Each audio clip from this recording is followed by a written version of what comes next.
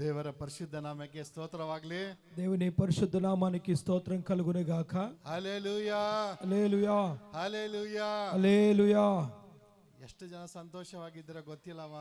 ఎంతమంది సంతోషంగా ఉన్నారు? ನಾನು ಮಾತ್ರ ತುಂಬಾ ಸಂತೋಷವಾಗಿದ್ದೇನೆ. మేము మడికి చాలా సంతోషంగా ఉన్నాం.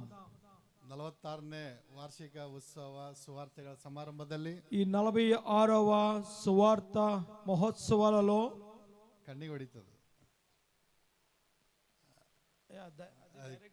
ಕಣ್ಣಿಗೆ ಕೊಡ್ತದೆ, ಸೈಡ್ಗೆ ಅನ್ಬೇಡ, ರೈಟ್, ಕಣ್ಣಿಗೆ ಹೊಡಿತದೆ, ರೈಟ್, ಥ್ಯಾಂಕ್ ಯು. ಈ ಒಂದು ಶುಭ ಸಮಾರಂಭದಲ್ಲಿ ఈ శుభ సందర్భంలో మధ్యాహ్న పునరుత్థానದ శక్తి ಬಗ್ಗೆ ಹೇಳಿದೆ. మధ్యాహ్నం పునరుద్ధాన శక్తి విషయంలో మాట్లాడాను. ಈಗ ಅದಕ್ಕೆ ರಿಲೇಟೆಡ್ ವಿಷಯವಾಗಿ ಇನ್ನೊಂದು ಮಾತಾಡುತ್ತೇನೆ. అదే సంబంధ పట్టిన మరొక విషయాన్ని నేను ఈ రోజు మాట్లాడాలనుకుంటున్నాను. ಅದಕ್ಕಿಂತ ಮೊದಲು అదికంటే ముందు ಈ ಒಂದು ನಂದು ಇವತ್ತು ಕೊನೆಯ ಸಂದೇಶ ಇಲ್ಲಿ. ఈ రోజు ఈ యొక్క స్థలంలో చివరి సందేశం. ತುಂಬಾ ಭಾರದಿಂದ ಹೇಳ್ತಾ ಇದ್ದೇನೆ. నేను చాలా భారం కలిగి ఈ విషయాన్ని చెప్తూ ఉన్నాను.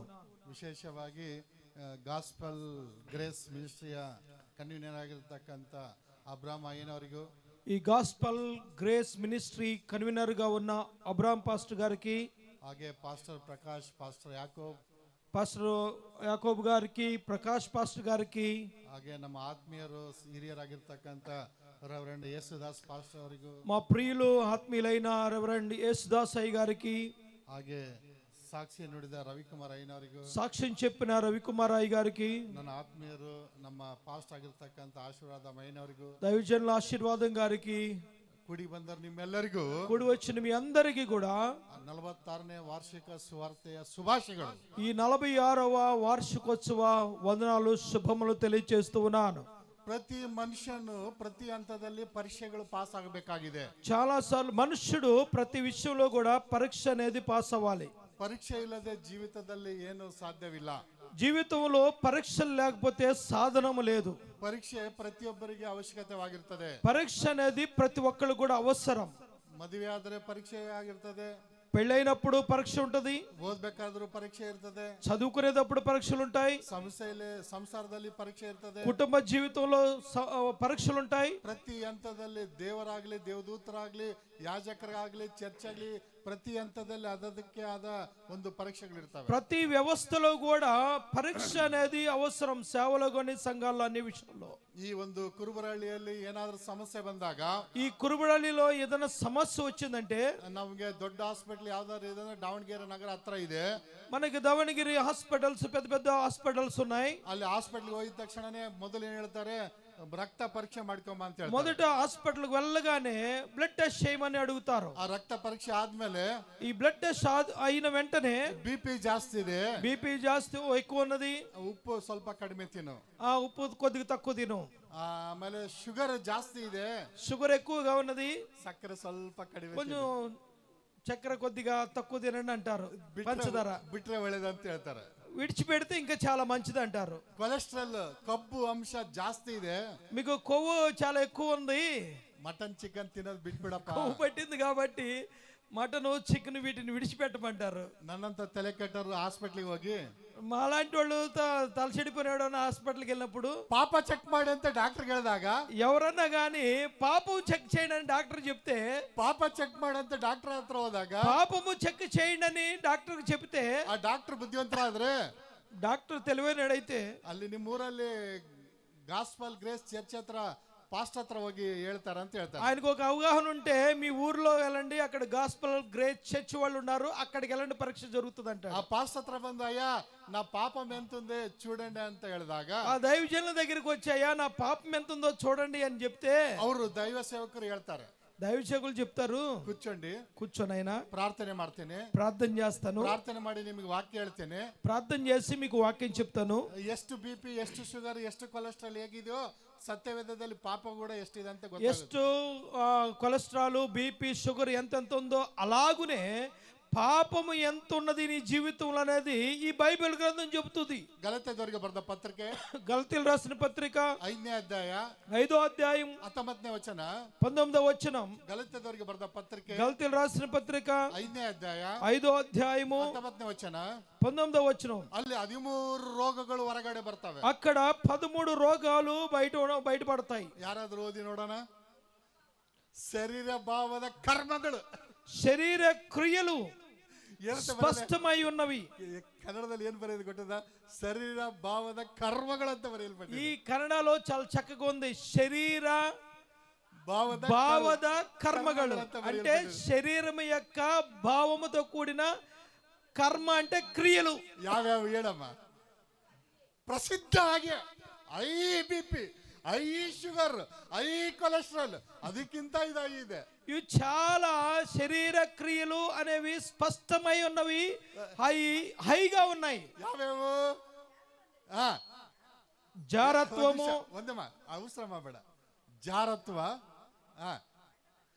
ಬಂಡತನ, ನಾಚಿಕೆಗೇಡಿತನ, ವಿಗ್ರಹಾರಾಧನೆ, ಮಾಟ ಮಂತ್ರ, ಜಗಳ, ಹೊಟ್ಟೆಕಿಚ್ಚು, ಶಿಸ್ತು, ಕಕ್ಷಭೇದ, ಭಿನ್ನಮತ, ಮತ್ಸರ, గుడుకుతన, ಗುಂಡುತನ, దుండతನ, ಇಂಥವುಗಳೇ ಸಾಕು. మత్తు అల్లరితో కూడిన ఆటపాటలు మొదలైనవి ಎಷ್ಟು ಬಂತು ಹೊರಗಡೆ. ఎన్ని పాపాలు బయటకు వచ్చినాయో చూడండి. ಅದಕ್ಕೆ ಡಾಕ್ಟರ್ ಬೇಕಾ? అదుకు డాక్టర్ అవసరమా? ಅದಕ್ಕೆ ವೈದ್ಯರು ಬೇಕಾ? అదుకు వైద్యుడు అవసరమా? ಬಾ ದೇವರ ಸನ್ನಿಧಿಯಲ್ಲಿ, దేవుని సన్నిధికి రా. ಬಾ ದೇವರ సన్నిధిಯಲ್ಲಿ, దేవుని సన్నిధికి రా. ಪ್ರಾರ್ಥನೆ ಮಾಡು, ప్రార్థన చేయి, ಪ್ರಾರ್ಥನೆ ಮಾಡು, ప్రార్థన చేయి, ಪ್ರಾರ್ಥನೆ ಮಾಡು, ప్రార్థన చేయి. ಅಂತ್ಯ ಕಾಲದಲ್ಲಿ, ఈ కడవరి కాలంలో ಯೋವೇಲನ ಪ್ರವಾದನ ಗ್ರಂಥ, ಯೋವೇಲನ ಪ್ರವಾದನ ಗ್ರಂಥ, యోవేలు ప్రవచన గ్రంథం, యోవేలు గ్రంథం 2ನೇ ಅಧ್ಯಾಯ 2వ అధ్యాయం 29ನೇ ವಚನ ಸ್ಪಷ್ಟವಾಗಿ 29వ వచనంలో స్పష్టంగా తెలియజేస్తా ఉంది. ಯೋವೇಲನ ಪ್ರವಾದನ ಗ್ರಂಥ యోవేలు ప్రవచన గ్రంథం 2ನೇ ಅಧ್ಯಾಯ 2వ అధ్యాయం 29ನೇ ವಚನ ಸ್ಪಷ್ಟವಾಗಿ ಬರೆಯಲ್ಪಟ್ಟಿದೆ. 29వ వచనంలో స్పష్టం తెలియజేయబడుతుంది. ಆ ದಿನಗಳಲ್ಲಿ, ఆ దినములలో నేను ದಾಸ ದಾಸಿಯರ ಮೇಲೆ, పనివారి మీదను ಏನು, నా ఆత్మను, ಆತ್ಮವನ್ನು ಎಲ್ಲರ ಮೇಲೆ ದೇವರು ಸುರಿಸ್ತಾನೆ. ನಂಬಿದವರೆಲ್ಲ ಗಟ್ಟಿಗೆ ಚಪ್ಪಳ ಹೊಡೆಯಿರಿ. హల్లెలూయా, స్తోత్రం స్తోత్రం స్తోత్రం స్తోత్రం. ಸ್ತೋತ್ರ. ಅಂತ್ಯ ದಿನದಲ್ಲಿ ಎಲ್ಲರ ಮೇಲೆ అంత దినములో అందరి మీద ಆತನ ಆತ್ಮ ಸುರಿಸ್ತಾನೆ. దేవుని ఆత్మ కుమ్మరించబడుతూ ఉన్నది. ಆತನ ಆತ್ಮ ಸುರಿಸ್ತಾನೆ. దేవుని ఆత్మ కుమ్మరించబడుతూ ఉన్నది. ನಮಗೂ ಮತ್ತು ಹಳೆ ಒಡಂಬಡಿಕೆಗೆ ಇರ್ತಕ್ಕಂತ ಎರಡು ವ್ಯತ್ಯಾಸಗಳನ್ನು ಹೇಳಿ ನನ್ನ ಪ್ರಸಂಗಕ್ಕೆ క్రొత్త ಹೋಗ್ತೇನೆ. నిబంధనకును పాత నిబంధనకు కలిగిన మధ్య వ్యత్యాసమును తెలియజేసి నేను ముందుకు వెళతాను. ನಮಗೂ ಮತ್ತು ಜ್ಯೂಸರಿಗೆ ಇರ್ತಕ್ಕಂತ ವ್ಯತ್ಯಾಸಗಳು ಹೇಳಿ ನನ್ನ ಪ್ರಸಂಗ. మనకును యూదులకు మధ్య ఉన్న వ్యత్యాసము తెలియజేసి ముందుకు వెళతాను. ಇಸ್ರಾಯೇಲರಿಗೆ, ఇశ్రాయేలీయులకు ತಾತ್ಕಾಲಿಕವಾಗಿ ವಿಮೋಚನೆ ಆಯ್ತು. ఇశ్రాయేలీయులకి తాత్కాలికంగా విమోచన జరిగింది. ಇಸ್ರಾಯೇಲರಿಗೆ ಬಾಂಡೇಜ್ ಲೇಬರ್ ಇಂದ ಏನಂತಾರೆ, జీత పద్ధతిಯಿಂದ తాత్కాలికವಾಗಿ ಬಿಡುಗಡೆ ಆಯ್ತು. వాళ్ళకి కట్టబడిన దాసుల వలె వాళ్ళకి రుసుము చెల్లించి విడుదల పొందవలసి వచ్చింది. ಯಾಕಂದ್ರೆ ఎందుకంటే 430 ವರ್ಷಗಳ ಕಾಲ ಐಗುಪ್ತ ದೇಶದಲ್ಲಿ ಜೀತದಾಳಾಗಿ ಕೆಲಸ ಮಾಡ್ತಾ ಇದ್ದರು. 430 సంవత్సరాలు వాళ్ళు ఐగుప్తులో బానిసలుగా పనిచేస్తూ ఉన్నారు. ದೇವರ ಅವರ ಮೊರೆಯನ್ನು ಕೇಳಿ ಅವರನ್ನ ಬಿಡುಗಡೆಗೊಳಿಸಿದ. దేవుడు వారి యొక్క మొరను విని వారిని విడిపించాడు. ಅಷ್ಟು ಮಾತ್ರವಲ್ಲದೆ అంత మాత్రమే కాకుండా ತಾತ್ಕಾಲಿಕವಾಗಿ ಅವರ ದೋಷ ಪರಿಹಾರ ಮಾಡಿದ. తాత్కాలికంగా వాళ్ళ దోషాలని పరిహారం జరిగించాడు. ಜೀತ ಪದ್ಧತಿಯಿಂದ ಮುಕ್ತಿಗೊಳಿಸಿದ. వాళ్ళని క్రయధనము చెల్లించి విమోచన కార్యం చేశాడు. ಶಾರ್ಟ್ ಟರ್ಮ್ ಆಗಿ ದೋಷ ಪರಿಹಾರ ಒದಗಿಸಿಕೊಟ್ಟ. కొంతకాలముకే పరిమితముగా ఉన్న విమోచన వాళ్ళకి ఇచ్చాడు. ನಮಗಾದರೂ అయితే మనకైతే ಆತನ ರಕ್ತದಿಂದ ಶಾಶ್ವತವಾಗಿ ಪಾಪ ಪರಿಹಾರವಾಯಿತು. ప్రభు అయిన యేసుక్రీస్తు వారి రక్తದಿಂದ శాశ్వత పరిహారం జరిగింది. ನಮಗೆ ಶಾಶ್ವತವಾದ ಪಾಪದ ಪರಿಹಾರವಾಯಿತು. మనకు శాశ్వతంగా పాప పరిహారం జరిగింది. ಮತ್ತೆ ಸತ್ತ ಮೇಲೆ ನಮಗೆ ನಿರೀಕ್ಷೆ ಬಂತು, ನಿತ್ಯ ಜೀವ ಬರುತ್ತದೆ ಅಂತ. మనకు చనిపోయిన తర్వాత నిరీక్షణ ఉంది, నిత్య జీవము. నమ్మిదరెಲ್ಲ గట్టిగా చెప్పండి. దేవునికి స్తోత్రం. హల్లెలూయా. అందరూ దేవునికి స్తోత్రం చెప్దాం. హల్లెలూయా, హల్లెలూయా, హల్లెలూయా. స్తోత్రం, స్తోత్రం, స్తోత్రం. ಯಾಜಕಕಾಂಡ 16ನೇ ಅಧ್ಯಾಯ 34ನೇ ವಚನದಲ್ಲಿ ಏನಾಗಿದೆ ಅಂದ್ರೆ, లేవియాకాండం దేవుని వాక్యం చదువుదాం. లేవియాకాండము 16ನೇ ಅಧ್ಯಾಯ 16వ అధ్యాయము 34ನೇ ವಚನ. 34వ వచనం. యాజకకాండ లేవియాకాండం 16వ అధ్యాయం 34ನೇ ವಚನ. 34వ వచనం. ಇಸ್ರಾಯೇಲರ ಇಸ್ರಾಯೇಲರ ಎಲ್ಲ ದೋಷಗಳನ್ನು, ఇశ్రాయేలుల ಸರ್ವ ప్రతి దోషములను ಏನ್ ಮಾಡೋದಕ್ಕೆ, ನಿವಾರಣೆ ಮಾಡೋದಕ್ಕೆ, ಅವರಿಗೋಸ್ಕರ ವರ್ಷಕ್ಕೆ ಒಂದಾವರ್ತಿ ದೋಷ ಪರಿಹಾರದ ದಿನವನ್ನು ನೇಮಿಸಬೇಕು, ಮಾಡಬೇಕಂತೇಳಿ ವಾಕ್ಯದಲ್ಲಿ ಸ್ಪಷ್ಟವಾಗಿ ಬರೆಯಲ್ಪಟ್ಟಿದೆ. ಹಲ್ಲೆಲೂಯಾ. ఇశ్రాయేలీల పాప పరిహారార్థం సంవత్సరానికి ఒకసారి పాప పరిహారార్థమై ఈ క్రియ చేయవలసి ఉన్నదని ఆజ్ఞ. ఇది దేవుడు మోసే ఆరోనునికి స్పష్టವಾಗಿ మోసే అహరోనుకి స్పష్టముగా సూచన అనుగ్రహించాడు. ಮತ್ತೆ మోసే ಕೇಳ್ತಾನೆ, మళ్ళీ మోసే అడుగుతున్నాడు. మోసే ಯಾವಾಗಲೂ ಡೌಟ್ ಮಾಸ್ಟರ್. మోసే ఎప్పుడు కూడా అనుమానం పడే వ్యక్తే. ಮತ್ತೆ ಕೇಳ್ತಾನೆ, మరలా అడుగుతున్నారు, దోష పరిహార ಮಾಡ್ತೀನಿ ವರ್ಷಕ್ಕೊಂದ್ಸಲ, సంవత్సరానికి ఒకసారి దోష పరిహారం చేస్తాము, ನಾನು ಏನ್ ಮಾಡ್ಲಿ, నేనేం చేయాలి? ನಾವು ಹೋಗ್ತೀವಿ ಮುಲ್ಲಾ ಹತ್ರ.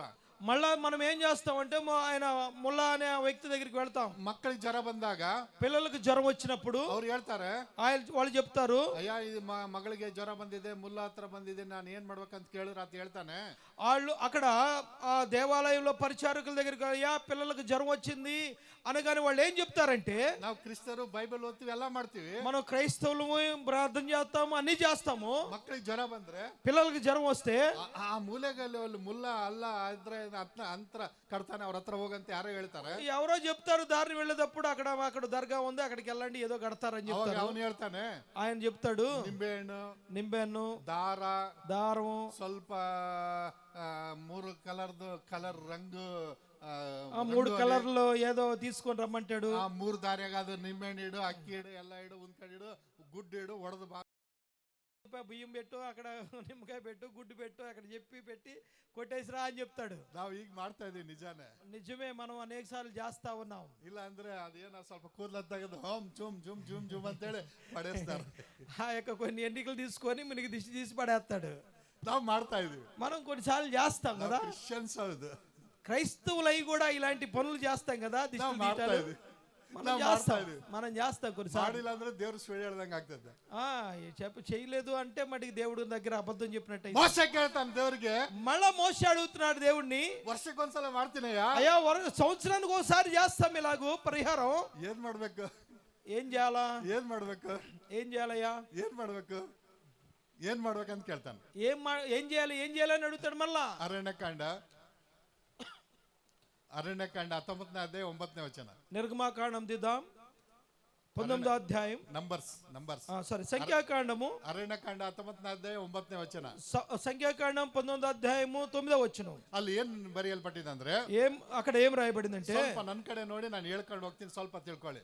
కొంచెం అక్కడ చూడండి, నేను చెప్పుకుంటూ వెళ్తాను, ఒకసారి ఆలోచన చేద్దాం. ఈ సభకు ಬರ್ಬೇಕಂದ್ರೆ ನೀವು ಶುದ್ಧರಾಗಿ ಬಂದಿರ್ತೀರಿ. సంఘానికి వస్తున్నప్పుడు చాలా స్పష్టంగా పరిశుద్ధంగా వస్తాం. ಹಾಗೆ ಇಸ್ರಾಯೇಲ್ ಅಲ್ಲಿ, అలాగనే ఇశ్రాయేల్లో కూడా పరిశుద్ధ స్థಳಕ್ಕೆ ಬರ್ಬೇಕಂದ್ರೆ, పరిశుద్ధ స్థలంలోకి రావాలంటే, ಯಜ್ಞಪೀಠದ ಹತ್ರ ಬರ್ಬೇಕಂದ್ರೆ, ఆ యొక్క యజ్ఞ బలిపీఠం దగ్గరికి రావాలంటే, పరిశుద్ధన ಬಂದು పరిశుద్ధ యాజకుని వచ్చి ఆ బూది ಎಲ್ಲ సేకರಣೆ ಮಾಡಿ, ఆ యొక్క దాని మీద దహించబడిన బూదంతా తీసుకొని పక్కದಲ್ಲಿ ನೀರು ಇಟ್ಕೊಂಡು, పక్కన నీళ్లు పెట్టుకొని, ఆ బూది ಮತ್ತು ಆ ನೀರನ್ನ, ఆ నీళ్లు ఆ బూడిదను అವೆರಡು ಮಿಕ್ಸ್ ಮಾಡಿ, ఆ రెండింటిని కలిపి ಹಚ್ಕೊಂಡ್ರೆ, ఆ యొక్క ఆయనకి రాసుకుంటే, బూదినే దోష పరిహారక, ఆ బూడిదే వీళ్ళ యొక్క దోషం యొక్క పరిహారము అనుకుంటారు. ಬಹಳ ಸುಲಭ ಇದೆಲ್ಲ. చాలా ఈజీగా ఉంది కదా ఇది. ನಾವು ಕೂಡ ಅದನ್ನೇ ಮಾಡ್ಬಿಟ್ರೆ ಆಯ್ತಲ್ಲ ನಾಳಿಂದ. మనం కూడా రేపు నుంచి ఇదే చేస్తే బాగుంటది కదా. ಇದೇನು ಬೈಬಲ್ ಇಟ್ಕೊಂಡು ಚರ್ಚಿಗೆ ಬಂದು ಮೆಸೇಜ್ ಹೇಳ್ಕೊಂಡು ಯಾವ ಬೇಡ ಬೇಡಲ್ಲ. ఇవన్నీ ఎందుకు కావాలి? చర్చికి రావాలి, బైబిల్ వినాలి, వాక్యం వినాలి, ఎన్ని అవసరం లేదు కదా. ಹೆಂಗ ಇರಾನ್ ಮತ್ತೆ ಅಮೆರಿಕಾ ಇಸ್ರಾಯೇಲ್ ಯುದ್ಧ ನಡೀತಾ ಇದೆ. ఈ ఎట్లనో ఇప్పుడు ఆ దేశాల్లో ఇరాన్, అమెరికా, ఇజ్రాయెల్ ఆ మధ్యದಲ್ಲಿ యుద్ధం నడుస్తుంది. ಗ್ಯಾಸ್ ಹೆಂಗ ಸಿಗೋದಿಲ್ಲ, గ్యాస్ దొరకట్లేదు. ಹೆಂಗೋ ಕಟ್ಟಿಗೆ ಬೋಲೆಗಳು ನಾವು ಸ್ಟಾರ್ಟ್ ఇప్పటికే కటికే పొయ్యిలు స్టార్ట్ చేసాము. ಅದ್ರಾಗ ಸ್ವಲ್ಪ ಕೋಳಿನ ಏನ ಕುರಿನ ಸುಟ್ ಬಿಟ್ರೆ ಬೂದಿ ಬರ್ತದೆ.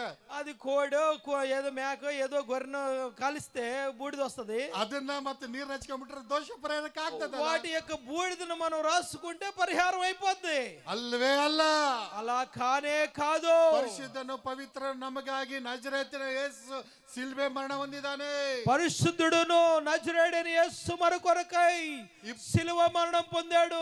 ಇಬ್ರಿಯರಿಗೆ ಬರೆದ ಪತ್ರಿಕೆ 9ನೇ ಅಧ್ಯಾಯ 12, 13, 14 ವಚನಗಳು ಸ್ಪಷ್ಟವಾಗಿ ಬರೆಯಲ್ಪಟ್ಟಿದೆ. హెబ్రీయులకు రాసిన పత్రిక 9వ అధ్యాయం 14వ వచనంలో స్పష్టంగా రాయబడింది. ಓರಿಗಳ ಒತ್ತುಗಳ ರಕ್ತದಿಂದ ನಿನ್ನ ಪಾಪ ಪರಿಹಾರ ಆಗೋದಿಲ್ಲ. గొర్రెల యొక్కయు ఎద్దుల యొక్కయు రక్తము చేత పాప పరిహారము జరగదు. ಪರಿಶುದ್ಧನು ಪವಿತ್ರನಾಗಿರ್ತಕ್ಕಂಥ ನಜರೇತಿನ ಯೇಸುವಿನ ರಕ್ತ ನನ್ನನ್ನು ನಿನ್ನನ್ನು ಶುದ್ಧೀಕರಿಸುತ್ತದೆ. పరిశుద్ధుడైన యేసు క్రీస్తు వారి యొక్క రక్తము చేత మన పాపములను పరిహరించబడినాయి. ಅದನ್ನ ನಮ್ದವರೆಲ್ಲ ಗಟ್ಟಿಗೆ ಚಪ್ಪಾಳೆ ಹೊಡಿ. నమ్మిన వాళ్ళందరూ చప్పట్లు కొడదాం. హల్లెలూయా, హల్లెలూయా, హల్లెలూయా, హల్లెలూయా, హల్లెలూయా. ನನ್ನ ಸಂದೇಶ ಇವತ್ತು, నా సందేశం ఈ రోజు ವಿಮೋಚನ ಕಾಂಡ నిర్గమాకాండము 12ನೇ ಅಧ್ಯಾಯ 12వ అధ్యాయము 1ರಿಂದ 7 ವಚನಗಳು. 1 నుంచి 7 వచనాలు చదువుదాం. ನನ್ನ ಸಂದೇಶ ಬಂದು, నా సందేశం ఈ రోజు ವಿಮೋಚನ ಕಾಂಡ నిర్గమాకాండము 12ರಿಂದ 12ನೇ ಅಧ್ಯಾಯ 12వ అధ్యాయము 1ರಿಂದ 7 ಭಾಗಗಳನ್ನು, 1 నుంచి 7 విషయాలు 7 ವಚನಗಳನ್ನ 7 వచనాలను 3 ಭಾಗಗಳಾಗಿ ವಿಂಗಡಿಸಿ ನಿಮಗೆ ಸಂದೇಶ ಕೊಟ್ಟು ನನ್ನ ಸಂದೇಶ ಮುಗಿಸ್ತೇನೆ. 3 భాగాలుగా విభజించి దాన్ని వివరించి నేను ముగిస్తాను నా సందేశం. దేవుడు ಮೋಸೆಯೊಟ್ಟಿಗೆ మోషేతో ಆರೋನೊಟ್ಟಿಗೆ హారోనుతో ಮಾತಾಡ್ತಾ ಇದ್ದಾನೆ. మాట్లాడుతూ ఉన్నాడు. ಇಸ್ರಾಯೇಲ್ ಜನರೆಲ್ಲ, ఇశ్రాయేల్ జనులందరూ కూడా ಐಗುಪ್ತ ದೇಶದಲ್ಲಿ 430 ವರ್ಷಗಳ ಒಂದು ಜೀತ ಪದ್ಧತಿಯಲ್ಲಿ ಇದ್ದು వాళ్ళు 430 సంవత్సరాలుగా ఐగుప్తులో వాళ్ళు బానిసలుగా ఉన్నారు. ನಿರಾಸರಾಗಿದ್ದಾರೆ, వాళ్ళు నిరాశలో ఉన్నారు, ಜಿಗುಪ್ಸೆ ಹೊಂದಿದ್ದಾರೆ, వాళ్ళు చాలా అవమానంలో ఉన్నారు. ಆಸೆ ಯಾವುದು ಇಲ್ಲವೇ ಇಲ್ಲ. వారు అసలు వారి జీవితంలో నిరీక్షణే లేదు. ಏನು ನಾವು ಸಾಯ್ತೀವಿ ಅಂತೇಳಿ ಅವರ ಒಂದು ಕೊನೆ ಒಂದು ಡಿಸಿಷನ್ ತಗೊಂಡಿದ್ದಾರೆ. వాళ్ళకి మన జీవితం ఇక్కడే ముగించుతాం, ఇక్కడే చనిపోతాం, కొనే దినాల్లో ఉన్నాం అనుకున్నారు. ನಮ್ದು ಮುಗೀತು ಅಂದಾಗ, మా చరిత్ర ముగిసిపోయింది అనువాగా ದೇವರು ಆರಂಭ ಮಾಡ್ತಾನೆ. దేవుడు మళ్ళా తిరిగి ప్రారంభిస్తూ ఉన్నాడు.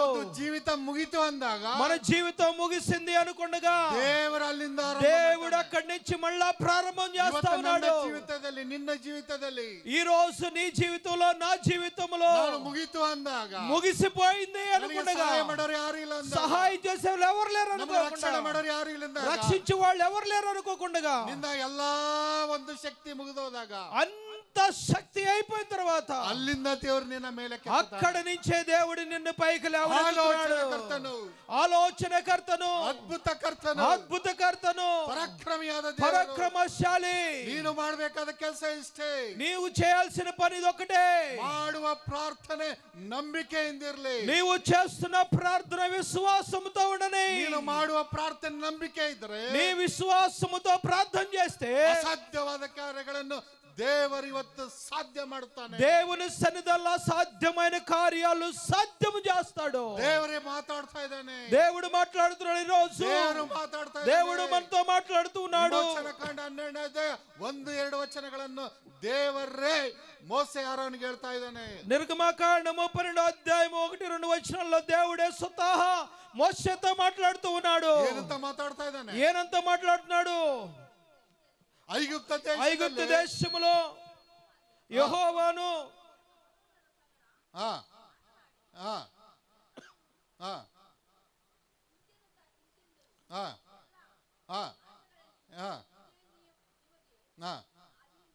ಆದಿ ಮಾಸವಾಗಿರ್ಬೇಕು.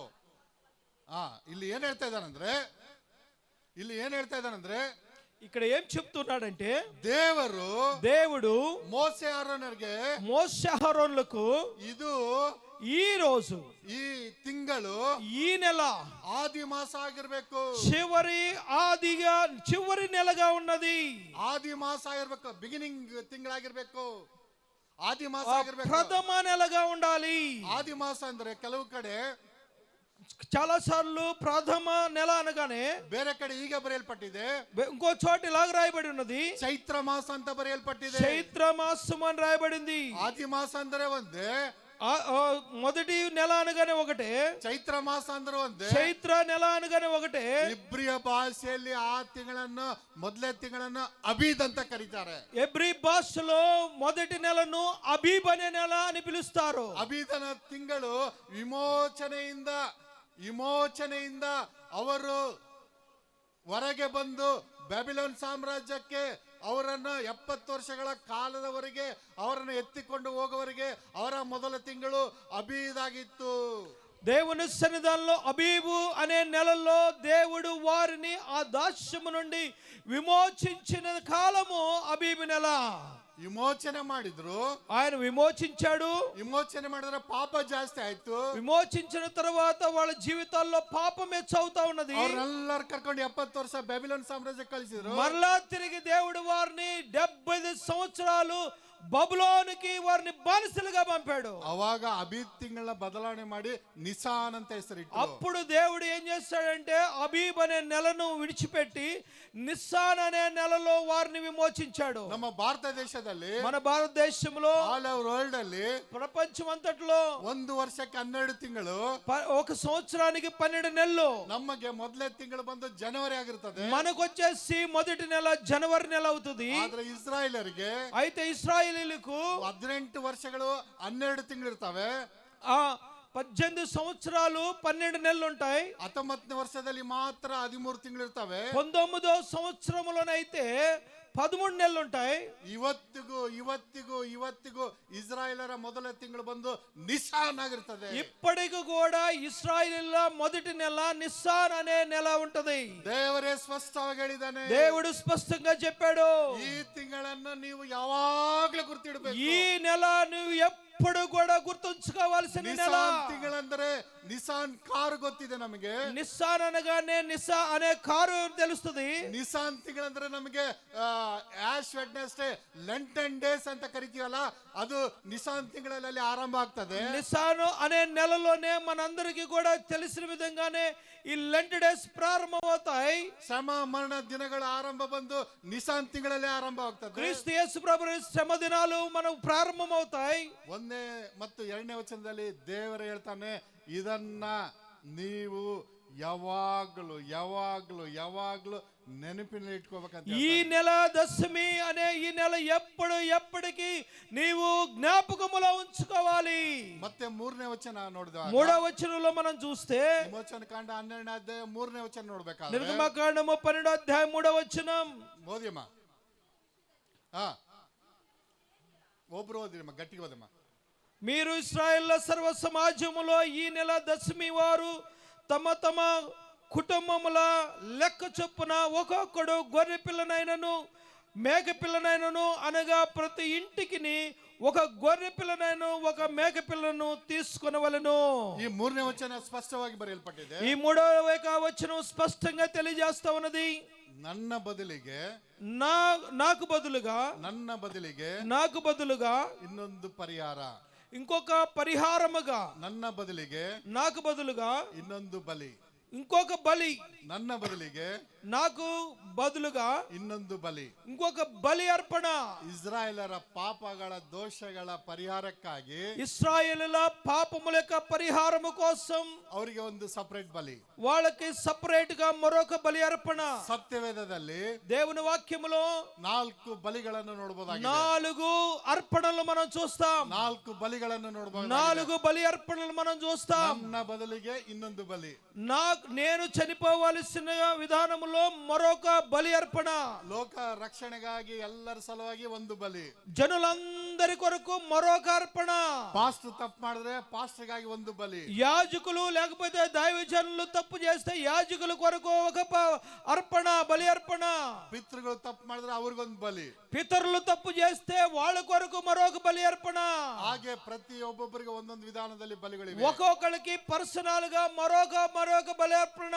4 ಬಲಿಗಳ ಬಗ್ಗೆ 4 బలి అర్పణలు ఉన్నాయి. ಮೊದಲನೇ ಬಲಿ, మొదలనే అర్పణ ಆದಿಕಾಂಡ 22ನೇ ಅಧ್ಯಾಯ, ఆదికాండ 22వ అధ్యాయం, ಆದಿಕಾಂಡ 22ನೇ ಅಧ್ಯಾಯ, ఆదికాండ 22వ అధ్యాయం 13ನೇ ವಚನ, 13వ వచనం, ಆದಿಕಾಂಡ 22ನೇ ಅಧ್ಯಾಯ, ఆదికాండ 22వ అధ్యాయం 13ನೇ ವಚನ, 13వ వచనం చదువుదాం. అబ్రహాము కన్నులెత్తి చూడగా ತನ್ನ ಹಿಂದುಗಡೆ ಒಂದು ಟಗರು ಪೊದೆಯಲ್ಲಿತ್ತು. ಆ ಆ ಆ ಆ ಹೋಮ ಮಾಡಿದನು. ಹಲ್ಲೆಲೂಯಾ, హల్లెలూయా. ಇದರ ಹಿನ್ನೆಲೆ ಹೇಳ್ತೇನೆ. దీని వెనకమాల విషయాన్ని నేను కొద్దిగా చెప్తాను. ಅಬ್ರಾಮನಿಗೆ 100 ವರ್ಷ, అబ్రహాముకు 100 సంవత్సరాలు, ಶಾರಾಳಿಗೆ 90 ವರ್ಷ. శారా వారి యొక్క భార్యకు 90 సంవత్సరాలు. ದೇವರು ವಾಗ್ದಾನ ಮಾಡಿದಾಗೆ ಒಂದು ಮಗು ಆಗ್ತದೆ.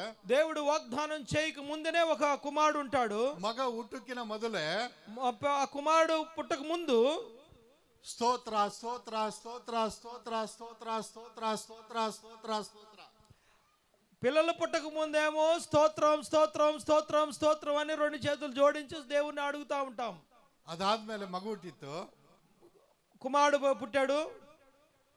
లాలీబాబు లాలీబాబు భోంచేయి పండుకో భోంచేయి పండుకో భోంచేయి పండుకో అಷ್ಟೇ. పిల్లలు పుట్టిన తర్వాత ఏమో నాయన బాబు బుజ్జు పండుకో అదిగో గోరు ముద్దలు తినిపించుకుంటే పిల్లాడే లోకం. అబ్రాహం ఎత్తుకుంటే నెక్స్ట్ సారా ఎత్తుకోడు, మళ్ళా తర్వాత శారం ఎత్తుకునేది. ఆయమ్మ ఎత్తుకున్న తర్వాత అబ్రాహం ఎత్తుకునేది. గాడ్ గాన్, దేవుడు వెళ్ళిపోయాడు. దేవుడు ಹೋಗ್ಬಿಟ್ಟ, దేవుడు లేడుక. ఎಷ್ಟో ವರ್ಷ దేవుడు ಹೋಗ್ಬಿಟ್ಟ. ఎన్నో సంవత్సరాలు దేవుడిని విడిచిపెట్టినట్టు అయిపోయింది. దేవుడికి ఆశ్చర్య ఆಯ್ತು, దేవునికి ఆశ్చర్యం వేసింది. దేవుడికి ఆశ్చర్య ఆಯ್ತು, దేవునికి ఆశ్చర్యం వేసింది. ఏది తాత ನನ್ನ ఆత్మీయ స్నేహితుడు నన్నే మర్చిపెట్టాలి. అసలుకి నా ప్రాణ స్నేహితుడైన అబ్రహాం నన్ను విడిచిపెట్టాడు కదా పిల్లోడు వచ్చిన తర్వాత. ఏం చేయాలి ఇతన్ని? తలే కరకండి, కొంచెం తల ఒక డిస్టర్బ్ అయింది అనమాట.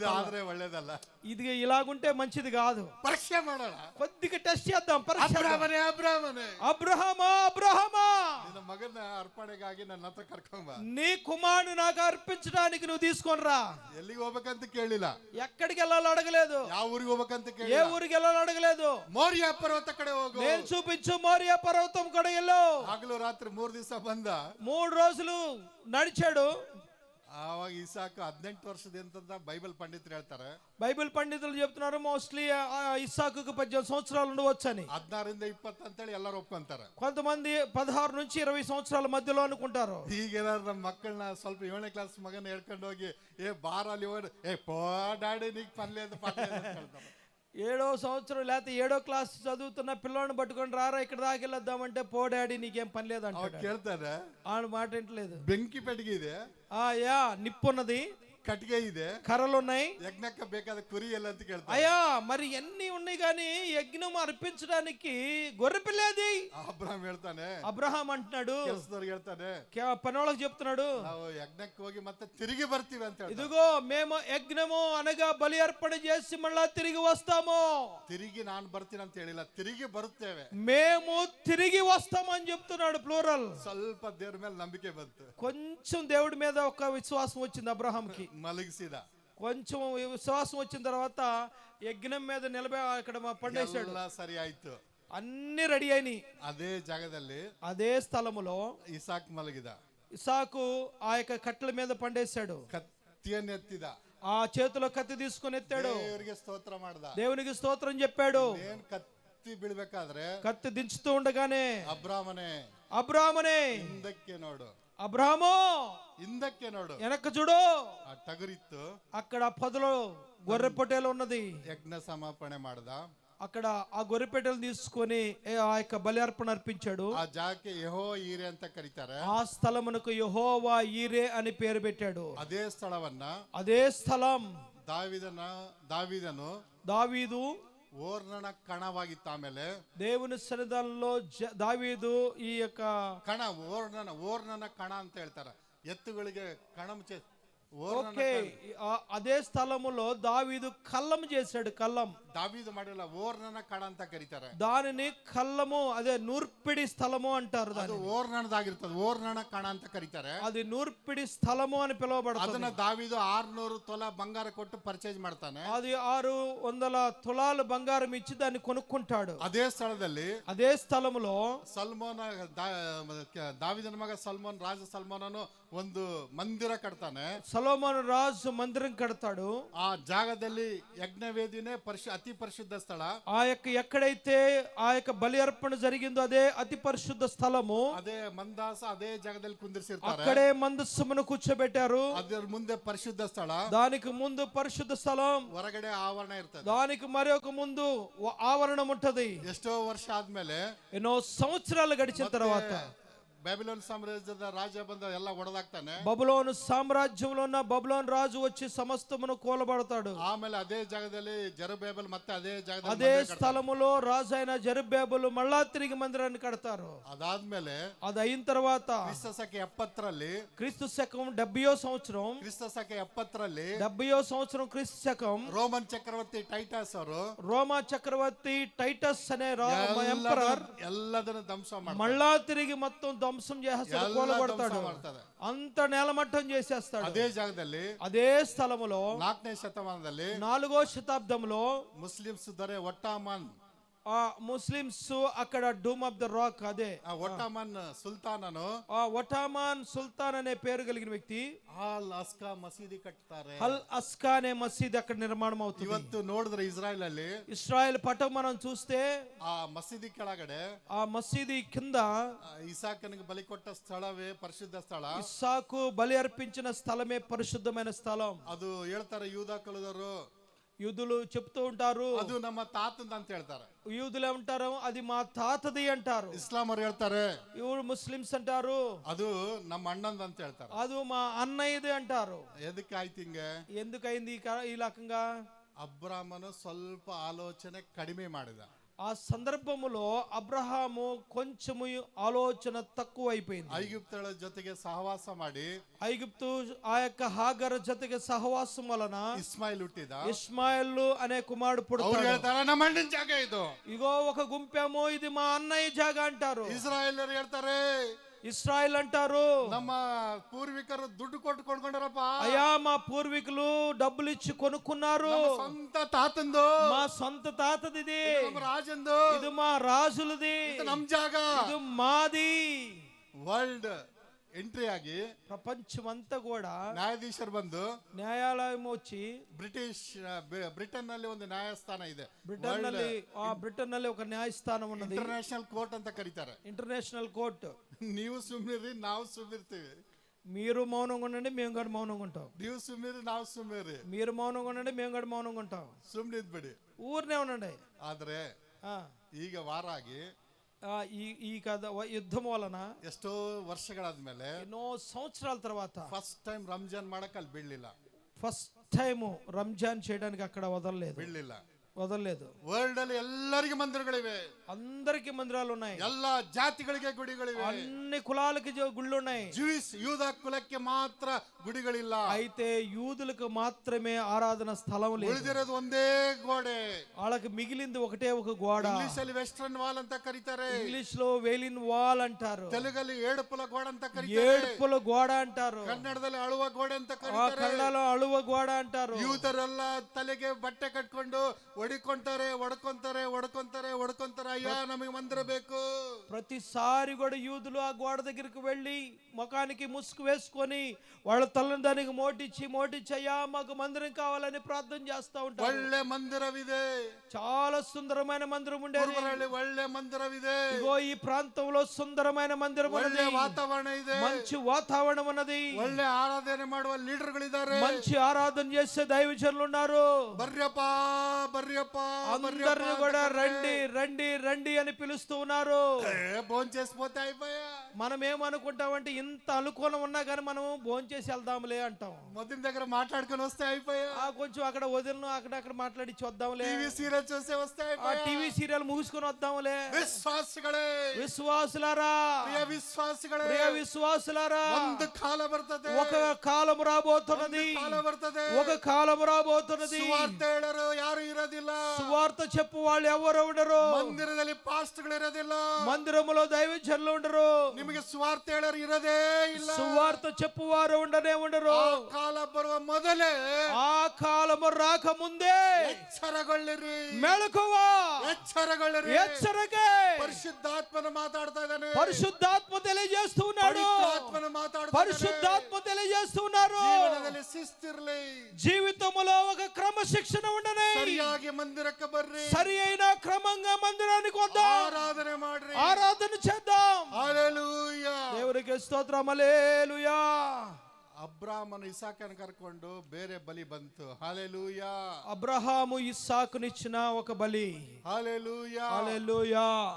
యాజక కాండ 2ನೇ బలి, లేవియా కాండం 2వ బలి గురించి చెప్తున్నాను. యాజక కాండ లేవియా కాండం 16ನೇ అధ్యాయ 16వ అధ్యాయం 10ನೇ వచನ 10వ వచనం. 1ನೇ వచನ. యాజక కాండ 16ನೇ అధ్యాయ 13 ರಿಂದ 16. లేవియా కాండం 16వ అధ్యాయం 13వ వచనం నుండి 16ನೇ ವಚನ. ಇಲ್ಲಿ ನೋಡಿ ಎಲ್ಲರೂ, ನಾನು ಓದೋದು ಬೇಡ, ಟೈಮ್ ಇಲ್ಲ ನನಗೆ. ಎಲ್ಲರೂ ಇಲ್ಲಿ ನೋಡಿ, ನಾನು ಹೇಳ್ತೀನಿ. ಅಲ್ಲಿ ఆ స్థలములో యాజక కాండ 10ನೇ అధ్యాಯದಲ್ಲಿ లేవియా కాండము 10వ అధ్యాయంలో ಆರೋನನ ಸ್ವಂತ ಮಕ್ಕಳು, అహరోనన సొంత కుమారులు ಅಭಿನೋಹ ಮತ್ತು ನಾದಾಬ అబినాబు, దాబు, నాదా ಯಜ್ಞವೇದಿಯಲ್ಲಿನ ಅಗ್ನಿಯ ತರ ಬದಲು యజ్ఞ మీద ఆ యొక్క బలిపీఠం నుంచి అగ్ని తీసుకుని వచ్చే మొదలు ಬೇರೆ ಕಡೆಯಿಂದ ಅಗ್ನಿ ತಂದು ಆ ಧೂಪಕ್ಕೆ ಹಾಕ್ತಾರೆ. వారు వేరే ఒక అగ్ని తీసుకుని వచ్చి ఆ బలిపీఠం మీద వేస్తారు. ಕೂಡಲೇ ಕೂಡಲೇ ಕೂಡಲೇ ದೇವರ ಉಗ್ರತೆ ಬಂದು ಆರೋನನ ಇಬ್ಬರು ಮಕ್ಕಳು ಅಲ್ಲೇ ಸಾಯ್ತಾರೆ. అందువలన అహరోనన ఇద్దరు పిల్లలు, ఇద్దరు కుమారులు అక్కడే చచ్చిపోతారు. ಅವಾಗ ಆರೋನನು ಮೋಸೆ, ಅಪ್ಪ ತಪ್ಪಾಯ್ತು, ಅಪ್ಪ ಕ್ಷಮಿಸು, ನಮ್ಮನ್ನು ಕ್ಷಮಿಸು, ನಮ್ಮ ಪಾಪಗಳನ್ನು ಕ್ಷಮಿಸು, ನನ್ನ ಮಕ್ಕಳು ಮಾಡಿದ್ರ ತಪ್ಪು, ಎಲ್ಲಾ ತಪ್ಪುಗಳು ಮಾಡಿದ್ರ ಅಂದಾಗ ದೇವರು ಅವ್ರಿಗೆ ಹೇಳ್ತಾ ಇದ್ದಾನೆ, అహరోను మోషేలు మళ్ళా తిరిగి మమ్మల్ని క్షమించు క్షమించు, మా పిల్లలు చేసిన అపరాధములు క్షమించు అని అడిగినప్పుడు దేవుడు చలవిస్తున్నాడు. యాజక కాండ 16ನೇ అధ్యాయ లేవియా కాండం 16వ అధ్యాయంలో 13ನೇ ವಚನ, 13వ వచనం. 2 ಹೋರಿಗಳನ್ನು ದೇವರ ಸನ್ನಿಧಿಯಲ್ಲಿ ಅಲ್ಲಿ ಹೊರಗಡೆ ನಿಲ್ಲಿಸ್ತಾರೆ. 2 ఎద్దులను దేవుని సన్నిధిలో తీసుకుని వచ్చి నిలబెడతారు. ಅದಕ್ಕೆ ಲಾಟ್ರಿ ಹಾಕ್ತಾರೆ. దానికి ఒక చీటీ వేస్తారు. ಒಂದು ಯೆಹೋವ ದೇವರಿಗೆ, ఒకటి యెహోవా దేవుడి పేరిట, ಇನ್ನೊಂದು ಅಜೇಜಲನಿಗೆ, ఇంకొకటి యెజ్బేలనికి, ಅಜೇಜಲನಿಗೆ, ಅಜೇಜಲನಿಗೆ, ఇంకొకటి అజేజలనికి అనే పేరు. లాటరీ బిత్తు, లాటరీ ఇవ్వబడింది. ఇక్కడ ఎత్తు యెహోవానికి అందాక ఇక్కడ పడిన చీటి యెహోవాకి అనగా ఆ ఎత్తును ತಂದು ఆ యొక్క ఎద్దును తీసుకుని వచ్చి బలిపీఠದಲ್ಲಿ ನಿಲ್ಲಿಸಿ బలిపీఠం మీద పెట్టి ಅದನ್ನು ಹೋಮ ಮಾಡಿ అది దహన బలి ఇచ్చి ಆ ಯಜ್ಞದಲ್ಲಿ ಸುಟ್ಟು ఆ దహన బలి మీద కాల్చి ಅದರ ರಕ್ತವನ್ನು ಪರಿಶುದ್ಧ ಸ್ಥಳಕ್ಕೆ ಹೋಗಿ ಆ కరుణాపీఠದ ಮೇಲೆ చిమికిಸಬೇಕು. దాన్ని మొదటగా వధించి ఆ రక్తము తీసుకొచ్చి కరుణాపీఠం మీద చల్లించాలి. అವಾಗ ದೇವರ ಉಗ್ರತೆ ಸ್ವಲ್ಪ ಕಡಿಮೆ ಆಗ್ತದೆ. అప్పుడు దేవుని యొక్క కోపము కొంచెము చల్లబడుతుంది. ಇನ್ನೊಂದು ಓರಿ ಬರ್ತದಲ್ಲ, ఇంకొక ఎద్దు ఆ చీటి వస్తుంది కదా, ಅದು ಅಜೇಜಲಿನಿಗೆ ಅಂತ ಬರೆಯಲ್ಪಟ್ಟಿದೆ. ಅದು ఆ యొక్క చీటిలో అజేజలు అని రాయబడి ఉంటది. ಅದನ್ನು ತಂದು ನಿಲ್ಲಿಸಿ ಅದು తీసుకొని వచ్చి నిలబెట్టి ಆರೋನನು ಅದರ ಮೇಲೆ ಕೈ ಇಟ್ಟು, అది అహరోను దాని మీద చేతి పెట్టి, ಆ ಓರಿ ಮೇಲೆ ಆರೋನನು ಕೈ ಇಟ್ಟು, అతను అహరోను దాని మీద చేయి పెట్టి, ಅಪ್ಪ ನನ್ನ ಮಗ ತಪ್ಪು ಮಾಡಿದಾನೆ, అయ్యా మా నా కొడుకు తప్పు చేశాడు, ಅಯ್ಯ ಇನ್ನೊಬ್ಬ ಮಗ ತಪ್ಪು ಮಾಡಿದಾನೆ, ఇంకో కుమారుడు తప్పు చేశాడు,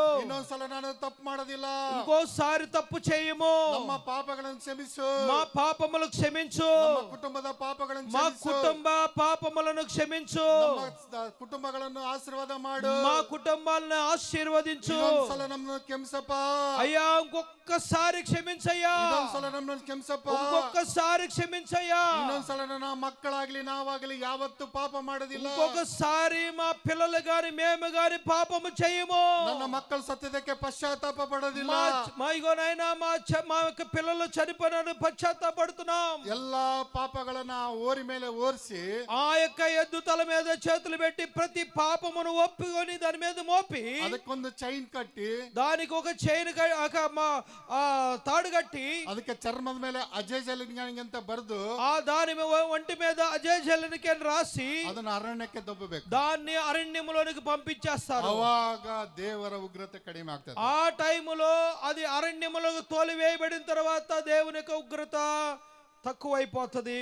ಯಾಜಕರು ತಪ್ಪು ಮಾಡಿದ್ರೆ ಇದು నిత్య నిరంతరం ಹೀಗೆ ಮಾಡಬೇಕು. ఈ యొక్క క్రమము యాజకులు తప్పు చేస్తే ఇదే క్రమాన్ని వాళ్ళు చేసేవాళ్ళు. ಇಸ್ರಾಯೇಲರು ತಪ್ಪು ಮಾಡಿದಾಗ, ఇశ్రాయేలు ప్రజలు తప్పు చేయగా, ಇಸ್ರಾಯೇಲರು ತಪ್ಪು ಮಾಡಿದಾಗ ఇశ్రాయేలు తప్పు చేస్తే ವಿಮೋಚನ ಕಾಂಡ 12ನೇ ಅಧ್ಯಾಯ 3ನೇ ವಚನ, నిర్గమాకాండము 12ನೇ 12వ అధ్యాయము 3వ వచనంలో ಅಲ್ಲಿ ಒಂದು ಎತ್ತಾಗ್ಲಿ ಆಕಳಾಗ್ಲಿ ಕುರಿಯಾಗ್ಲಿ ಟಗರಾಗ್ಲಿ ತಂದು ದೇವರಿಗೆ ಅರ್ಪಿಸಬೇಕಾಗಿದೆ. అక్కడ ఒక ఎద్దునైనను గొర్రెనైనను తీసుకొని వచ్చి దేవునికి బలి అర్పణ చెల్లించాలి.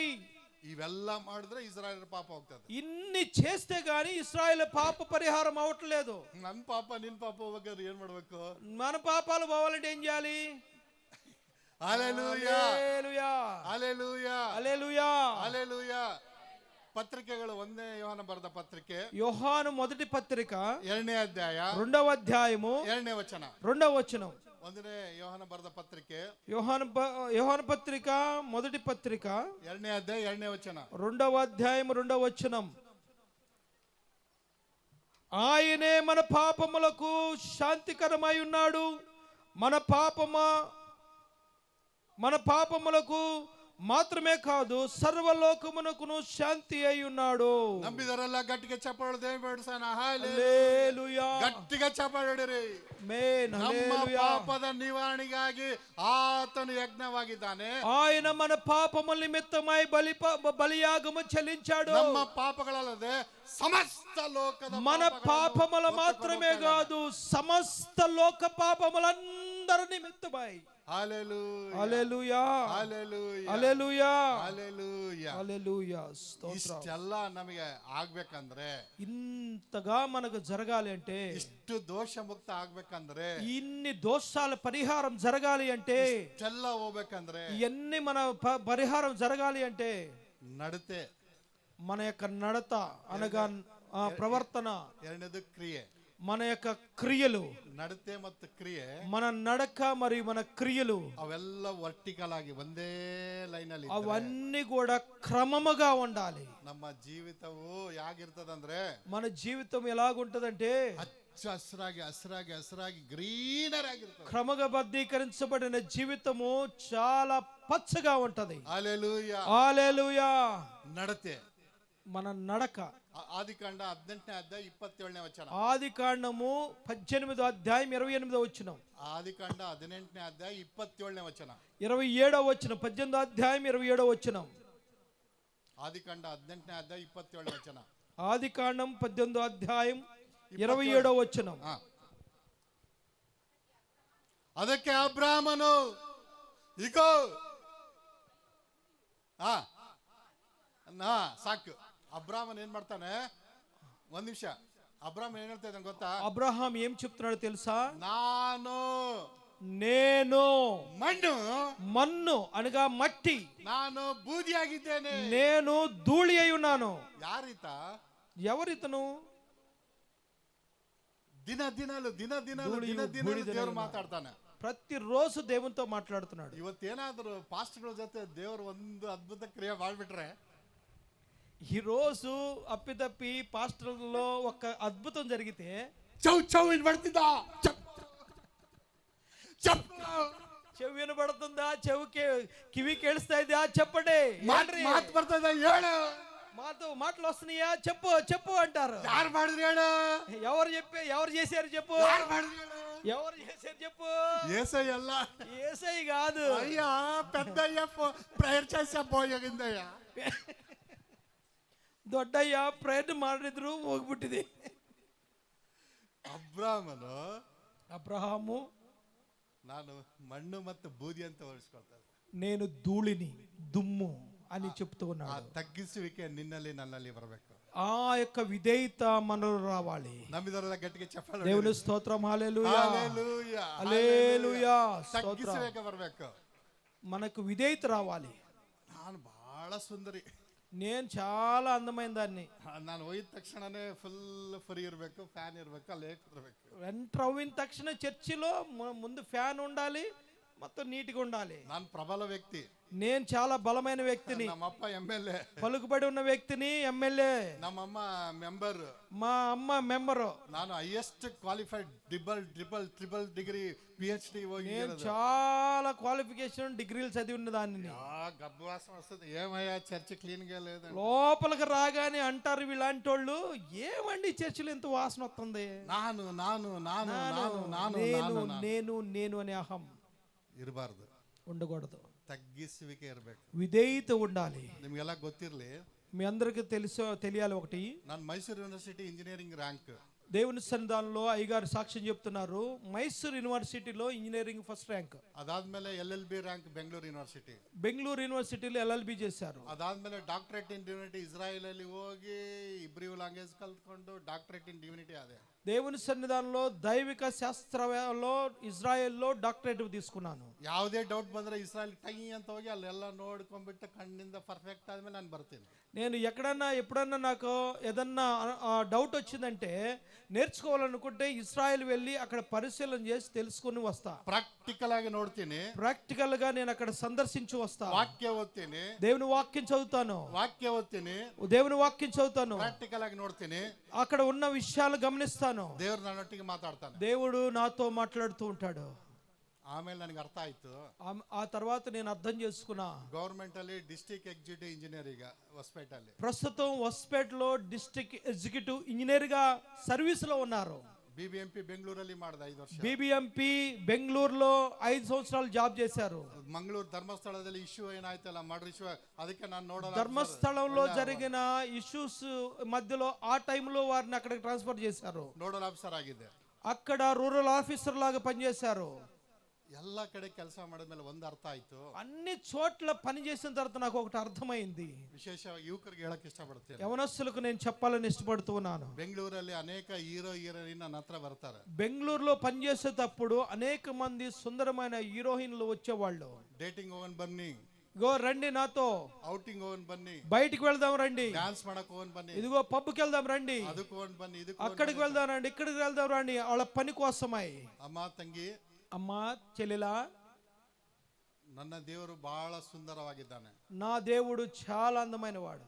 ಒಳ್ಳೆ ಕೀರ್ತನೆಗಳು ಹಾಡುಗಳು ಇದಾವೆ ಇದರಲ್ಲೇ. ఇదిగో నా బైబిల్లో అక్కడ కంటే సుందరమైన మధురమైన గీతాలు ఉన్నాయి. ನಿನಗೆ ಏನ್ ಕೆಲಸ ಬೇಕು ಹೇಳಿದ್ರೆ ನಾನು ಮಾಡಿಕೊಡ್ತೀನಿ. నీకు ఏం పని కావాలో, నీకు ఏం చేయాలో చెప్పు, నేను సంతకం చేస్తాను, నీ ఫైల్ వర్క్ చేస్తాను. ನನ್ನ ದೇಹವಾಗ್ಲಿ ನನ್ನ ಕಣ್ಣಾಗ್ಲಿ ಪಾಪಕ್ಕೆ ಬೆಳೆಸಕ್ಕೆ ನನಗೆ ಇಷ್ಟ ಇಲ್ಲ. నా దేహము గాని నా శరీరము నా కన్ను గాని ఏది కూడా పాపానికి నేను బానిసలుగా చేయడానికి ఇష్టం లేదు. ನನ್ನ ಹೀರೋ ಬಂದು ನಜರೇತಿನ ಯೇಸು, నా హీరో వచ్చేసి నజరేయుడైన యేసు. హల్లెలూయా హల్లెలూయా హల్లెలూయా హల్లెలూయా. ಇವತ್ತು ನಿನ್ನ ಹೀರೋಯಿನ್ ಯಾರು? మన జీవితంలో మన యొక్క హీరోయిన్లు ఎవరున్నారు? ಸಿನಿಮಾ ಸ್ಟಾರ್ಗಳಿದ್ದಾರೆ, సినిమా స్టార్లు ఉంటే, ಫಿಲಂ ಹೀರೋಗಳಿದ್ರೆ, ఫిల్మ్ చేసే ఈ హీరోలు ఏమైనా ఉంటే ఒకవేళ ನನ್ನ ಕಣ್ಣಾರೆ ಹತ್ತಿರದಿಂದ ನೋಡಿದ್ದೀನಿ, నేను కనులారా దగ్గరగా చూశాను. ಅವರಂತ ನೀಚರು, ಅವರಂతా భయంకరమైన వ్యక్తులు, ಅವರಂತ ಡ್ರಗ್ಗಿಸ್ಟ್, వాళ్ళంతా ఈ యొక్క ఆల్కహాల్ తీసుకునే వాళ్ళు, ಅವರಂತ మోసగాರರು, వాళ్ళంతా మోసం చేసేవాళ్ళు, ದುಡ್ಡಿಗಾಗಿ ಬಣ್ಣ ಹೊಡ್ಕೊಂಡವರು, డబ్బుల కోసమై రంగు వేసేవాళ్ళు ಈ ಲೋಕದಲ್ಲಿ ಯಾರು ಇಲ್ಲ. ఎవరు లేరు ఈ లోకములో. ಅವ್ರು ನಿಮ್ಮ ಹೀರೋಯಿನ್ಗಳಲ್ಲ, వాళ్ళు కాదు మన హీరోయిన్లు. ಬದುಕಿರುವ ನಿಮ್ಮ ತಂದೆ ತಾಯಿಗಳಿಗೆ ರಿಯಲ್ ಹೀರೋಯಿನ್ ಅನ್ಕೊಳ್ಳಿ. మనల్ని మన కోసమే బ్రతికిన తల్లిదండ్రులే మన హీరో హీరోయిన్లు. హల్లెలూయా. హల్లెలూయా. ನಮ್ಮ ತಾಯಿ ಮರಣ ಸ್ಥಿತಿಯಲ್ಲಿ ಬಂದಾಗ వాళ్ళ తల్లి గారు మరణ స్థితిలో ఉన్నప్పుడు ನಾನೇ ಮಗನಾಗಿ నేనే ఒక కుమారుడిగా ఉండి ನಮ್ಮ ತಾಯಿಯ ಸಂಪೂರ್ಣ ಆದರಣೆ ಮಾಡ್ತಾ ಇದ್ದೆ. సమస్తమును కూడా మా తల్లికి కావాల్సింది కూడా చేస్తూ ఉన్నా. ನನ್ನ ತಾಯಿ, నా తల్లే నాకు హీరోయిన్. Praise lord. హల్లెలూయా. వాసన వస్తుంది, గబ్బు వాసన వస్తుంది అన్నారు. కొన్నిసార్లు మనం ఏం చేస్తామంటే ఆ తల్లిదండ్రులు చూసి వాసన వస్తుందని చెప్తావు నువ్వు. నెక్స్ట్ నిನಗೂ ಅಷ್ಟೇ ಬರ್ತದೆ. అదే స్థితికి మనకు వస్తుంది. ಒಂದು ಇರುವೆ ಮೇಲೆ ಹತ್ತಿದ್ರೆ ಹಿಂಗ್ ತೆಗಿಯಕ್ಕಾಗೋದಿಲ್ಲ. ఒక్క ఏమంటారు అంటే చీమ మన పైన ఎక్కితే దాన్ని తీసుకోలేని పరిస్థితి. ಅಸಹಾಯಕನಾಗ್ತೀಯ, మనము నిస్సక్తులం అయిపోతాం. ಸಹಾಯಕನಿರ್ಬೇಕಾದ್ರೆ సహాయకులు ఉండగానే ನಿನ್ನ ಜೀವಿತ మార్గವನ್ನು బదలాయించుకో. ఇదిగో దేవుని సన్నిధానంలో నీ మార్గము మార్చుకో. అబ్రాహాము కడిమి వ్యక్తి అಲ್ಲ. అబ్రహాం ఏమో తక్కువ వ్యక్తి ఏం కాదు, చిన్నవాడు కాదు, దొడ్డ శ్రీమంత, గొప్ప శ్రీమంతుడు. దేవుడు దినదిన మాట్లాడే వ్యక్తి, ప్రతిరోజు దేవునితో మాట్లాడే వ్యక్తి. తగ్గించుకొಳ್ತಾನೆ. అయితే తగ్గించుకున్నాడు. తగ్గించుకున్నాడు దేవుని సన్నిధిలో. ಎರಡನೇ ಸನ್ನಿವೇಶ, రెండో విషయం, యోబున గ్రంథ, ఏబు గ్రంథం, యోబున గ్రంథ, ఏబును గ్రంథం 42ನೇ ಅಧ್ಯಾಯ 42వ అధ్యాయం 5-6 వచనాలు. 5-6 వచనాలు చదువుదాం. ఏబు గ్రంథం 42వ అధ్యాయం 5-6 ಕನ್ನಡದಲ್ಲಿ ಓದಿಬಿಡಿ. కన్నడలో చదవండి చక్కమని. ನಿಮಗೆ ಇವತ್ತೆಲ್ಲ 11 ಗಂಟೆವರೆಗೆ ಬಿಡೋದಿಲ್ಲ, ಓಕೆನಾ? ಬೇಜಾರಾದ್ರೆ ಹೇಳಿ. Praise lord. హల్లెలూయా. యోబున గ్రంథ 42ನೇ ಅಧ್ಯಾಯ 5-6 వచనాలు. 42-5-6 వచనాలు చదవాలమ్మ త్వరగా. ನಿನ್ನ ವಿಷಯವನ್ನು ಏನೋ ಇಲ್ಲಿವರೆಗೆ ಕೇಳಿದನು, ಈಗಲಾದರೂ ಈಗ ನಿನ್ನ ಕಣ್ಣಾರೆ ಕಂಡು, ಆದ ಕಾರಣ ನಾನು ಆಡಿದ್ದನ್ನು ತಿರಸ್ಕರಿಸಿ ಧೂಳಿಯಲ್ಲಿ ಬೂದಿಯಲ್ಲಿ ಕುಳಿತು ಪಶ್ಚಾತ್ತಾಪ ಪಡ್ತಾ ಇದ್ದೀನಿ. హల్లెలూయా. ಇಲ್ಲಿ ಒಂದು ಸನ್ನಿವೇಶ ಹೇಳ್ತೀನಿ. ఒక సన్నివేశం మీకు చెప్తాను. యోబున గ్రంథ 36ನೇ ಅಧ್ಯಾಯ, ఏబు గ్రంథం 36వ అధ్యాయం, 37ನೇ ಅಧ್ಯಾಯ, 37వ అధ్యాయం, 38ನೇ ಅಧ್ಯಾಯ, 38వ అధ్యాయం, 39ನೇ ಅಧ್ಯಾಯ, 39వ అధ్యాయం, 40ನೇ ಅಧ್ಯಾಯ, 40వ అధ్యాయం, 41ನೇ ಅಧ್ಯಾಯ, 41వ అధ్యాయం వరకు ದೇವರು యోబునొಟ್ಟಿಗೆ మాట్లాడతాನೆ. దేవుడు యోబుతో మాట్లాడుతూ ఉన్నాడు. 42ನೇ ಅಧ್ಯಾಯ 42వ అధ్యాయంలో యోబు దేవుರ మాట్లాడతాನೆ. ఏబు దేవునితో మాట్లాడుతూ ఉన్నాడు. యోబు ಹೇಳ್ತಾ ಇದ್ದಾನೆ, ఏబు చెప్తూ ఉన్నాడు, ನಾನು ಇಲ್ಲಿವರೆಗೆ ನಿನ್ನ ಬಗ್ಗೆ ಕೇಳಿದ್ದೆ, అయ్యా నేను ఇప్పుడు వరకు నీ విషయంలో విన్నానంతే, ಈಗ కన్నారే ನೋಡ್ತಾ ఇದ್ದೀನಿ, ఇప్పుడు నేను కన్నులారా చూస్తూ ఉన్నాను, కన్నారే ನೋಡ್ತಾ నేను కన్నులారా చూస్తూ ఉన్నాను. ನಾನೇನಾದ್ರೂ ತಪ್ಪು ಮಾತಾಡಿದ್ರೆ, అయ్యా నేను ఏదన్నా తప్పు మాట్లాడితే, ನಾನೇನಾದ್ರೂ ತಪ್ಪು ಮಾಡಿದ್ರೆ, నేను ఏదన్నా తప్పు మాట్లాడితే ಧೂಳಿಯಲ್ಲಿ ಬೂದಿಯಲ್ಲಿ ಕುಂತು ಪಶ್ಚಾತ್ತಾಪ, నేను బూడిదలోను దుమ్ములోను కూర్చొని నేను పశ్చాత్తాపడుతున్నాను. ಪಶ್ಚಾತ್ತಾಪ ಭಾವನೆ, ఆ పశ్చాత్తాపం అనే ఆలోచన ನಿನ್ನಲ್ಲಿ ನನ್ನಲ್ಲಿ ಬರಬೇಕು. నీలో నాలో రావాలి. ನೀನು ಆಡಿದ್ದೇ ಆಟ, నువ్వు ఆడిందే ఆట కాదు, ನೀನು ಮಾಡಿದ್ದೇ ಮಾತು, నువ్వు చేసిందే చేసిన విధానం మాట్లాడిందే మాట కాదు. అత్త చెప్తుంది ಸೊಸೆಗೆ, కోడలకి, ಅಮ್ಮ ಇಲ್ಲಿ ಏನ ಗಲೀಜಾಗಿದೆ ತೆಗೆ ಅಂದ್ರೆ, ఆ కోడలు అమ్మ అత్త చెప్తుంది ఇక్కడ కొద్దిగా గలీజ్గా ఉంది తుడు అమ్మ అంటే వినపట్లేదు, నాకు వినిపించుకోరు. ఎప్పుడు చెప్పినావు అత్త? ఎప్పుడు చెప్పావు? ఎప్పుడు చెప్పినావు అత్త? అత్తగారు ఎప్పుడు చెప్పావు? నాకు వినపడలేదు. పశ్చాత్తాప ಇಲ್ಲ, పశ్చాత్తాపం లేదు, మారు మనసు లేదు. అత్తే ఇర్ಲಿ, అత్తే అవని, తాత ఇర్ಲಿ, తాత అవని, ತಾಯಿ ಇರ್ಲಿ, తల్లిగారు అవని, ಮಾತು ಮಾತಾಡಿದ್ದು ತಪ್ಪಾಗಿದ್ರೆ ಪಶ್ಚಾತ್ತಾಪ. ఒకవేళ మనం మాట్లాడిన మాట ఏదైనా తప్పు ఉంటే పశ్చాత్తాపడాలి. ఈ రోజు యోబు పశ్చాత్తాప పడతాడు. ఏబు పశ్చాత్తాపడుతూ ఉన్నాడు.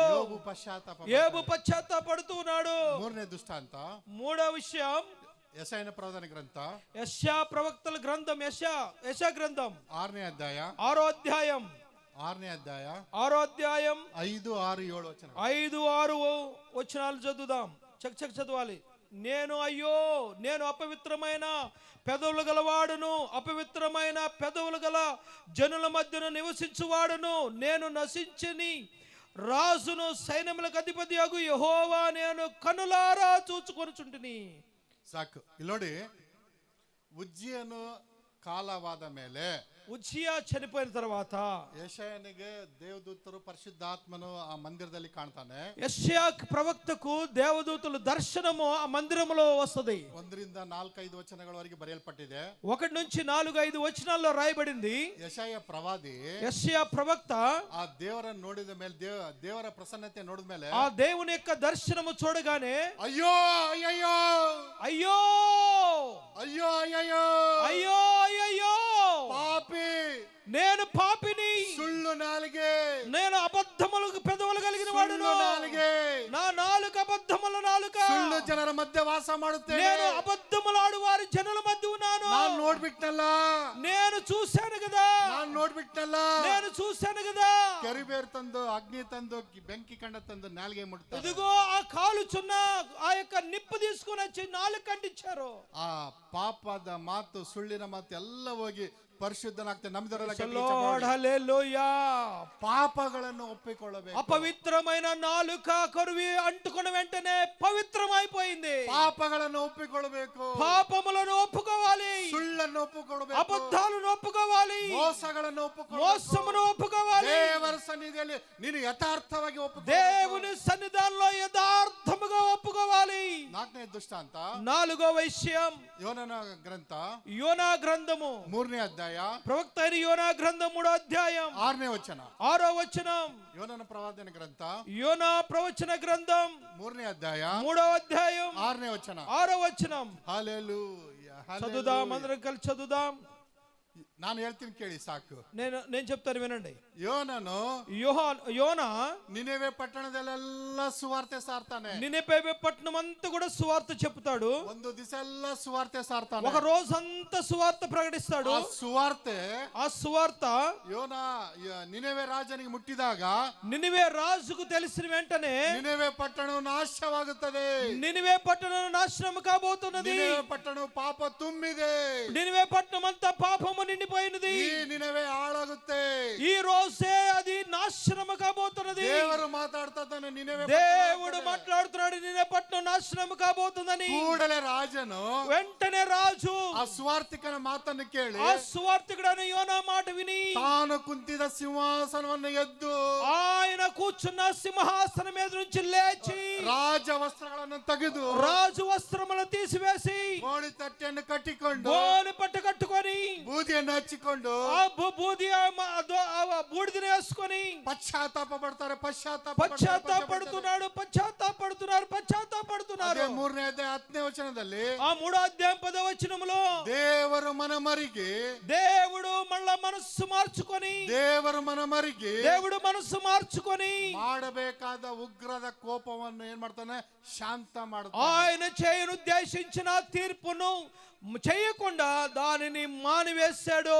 ಇವತ್ತು ದೇವರು ನೇರವಾಗಿ ನಿನ್ನೊಟ್ಟಿಗೆ ಮಾತಾಡ್ತಾ ಇದ್ದಾನೆ. దేవుడు ఈ రోజు నేరుగా మీతో మాట్లాడుతూ ఉన్నాడు. ನೀನು ಯಾವ ಸಿಂಹಾಸನದ ಮೇಲೆ ಕುಂತಿದ್ದೀಯಾ? మీరు ఏ సింహాసనం మీద కూర్చున్నారు? ಸುಳ್ಳಿನ ಸಿಂಹಾಸನ ಮೇಲೆ ಕುಂತಿದ್ದೀರಾ? అబద్ధ సింహాసనం మీద కూర్చున్నావేమో, ಮೋಸದ ಸಿಂಹಾಸನ ಮೇಲೆ మోసమైన సింహాసనంలో కూర్చున్నావేమో, ವ್ಯಭಿಚಾರದ ಸಿಂಹಾಸನ వ్యభిచార సింహాసనంలో కూర్చున్నావేమో, ಸರಾಯಂಗಳ ಸಿಂಹಾಸನ ಮೇಲೆ ಕುಂತಿದ್ದೀರಾ? తాగుడు అనే సింహాసనంలో కూర్చున్నావేమో, ಇಸ್ಪೇಟಾಡೋ ಸಿಂಹಾಸನ ಮೇಲೆ ఇదిగో ಕುಂತಿದ್ದೀರಾ?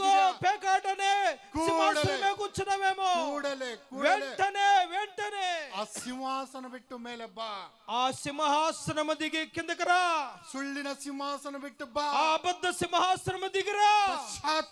పశ్చాత్తాపడు, ಪ್ರಾರ್ಥನೆ ಮಾಡು, ప్రార్థన చేయి. ದೇವರು ಇವತ್ತು ನಿನ್ನೊಟ್ಟಿಗೆ ಮಾತಾಡ್ತಾ ಇದ್ದಾನೆ. దేవుడి రోజు నీతో మాట్లాడుతూ ఉన్నాడు. ప్రియులారా, ಒಪ್ಪಿಕೋ. దేవుడిని పాపములు ఒప్పుకో. ನಿನ್ನ ಸುಳ್ಳನಾಗಿದ್ರೆ ಒಪ್ಪಿಕೋ. అబద్ధికులైతే ఒప్పుకోండి. ಇವತ್ತು ದೇವರು ನಿನ್ನ ಪಾಪ ದೋಷಗಳನ್ನು ಸಂಪೂರ್ಣ మీ పాప దోషములను సంపూర్ణంగా పరిహారం చేయబోతున్నాడు. ಸಂಪೂರ್ಣ ನಿರ್ಮಲ ಮಾಡುತ್ತಾನೆ. సంపూర్ణంగా పరిహారం చేయబోతున్నాడు. ನಿನ್ನ ಕ್ರಿಯೆಗಳು నీ క్రియలు ಪರಿಶುದ್ಧವಾಗಿ ಪವಿತ್ರವಾಗಿ ತಗ್ಗಿಸಿಕೆಯಿಂದ ಇರೋದಾದರೆ మన క్రియలు విధేయతతో పరిశుద్ధతోను నీతితోను ఉండిన యెడల ದೇವರು ನಿನ್ನೊಟ್ಟಿಗೆ ಮಾತಾಡ್ತಾನೆ. దేవుడు నీతో మాట్లాడనై ఉన్నాడు. ದೇವರು ನಿನ್ನೊಟ್ಟಿಗೆ ಮಾಡ್ತಾನೆ. దేవుడు నీతో మాట్లాడనై ఉన్నాడు. ನಡತೆ ಸರಿಯಾಗಿರ್ಬೇಕು. మన నడక సరిగ్గా ఉండాలి. ನಿನ್ನ ಮನೆಯಲ್ಲಿ ಹುಡುಗ ಹುಡುಗಿನ ಮದುವೆ ಆಗ್ಬೇಕಂದ್ರೆ, మన ఇంట్లో పిల్లలకి పెళ్లి చేయాలంటే, ನಿನಗೆ ಕೆಲಸ ಕೊಡ್ಬೇಕಂದ್ರೆ, మీకు పని ఇవ్వాలంటే ಇಂಟರ್ನ್ಯಾಷನಲ್ ಡಕಾಯ್ತನಾಗಿರಬಾರ್ದು.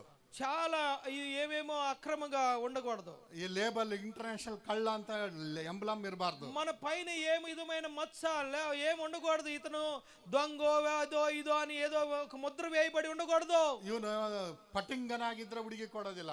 ఇదిగో ఏదన్నా అల్లరి చిల్లరగా ఉంటే పిల్లల్ని ఎవరు, ಗಯ್ಯಾಳಿ ಆಗಿದ್ರೆ ಹುಡುಗ ಮದುವೆ ಆಗೋದಿಲ್ಲ. ఇదిగో గయాళిగా ఉందంటే పిల్లల్ని ఎవరు. ನಡತೆ ಸರಿಯಾಗಿರ್ಲಿ. మన నడక చాలా జాగ్రత్తగా ఉండాలి. ಈ ಹಂತದಲ್ಲೇ ತಿದ್ದಿಕೋ.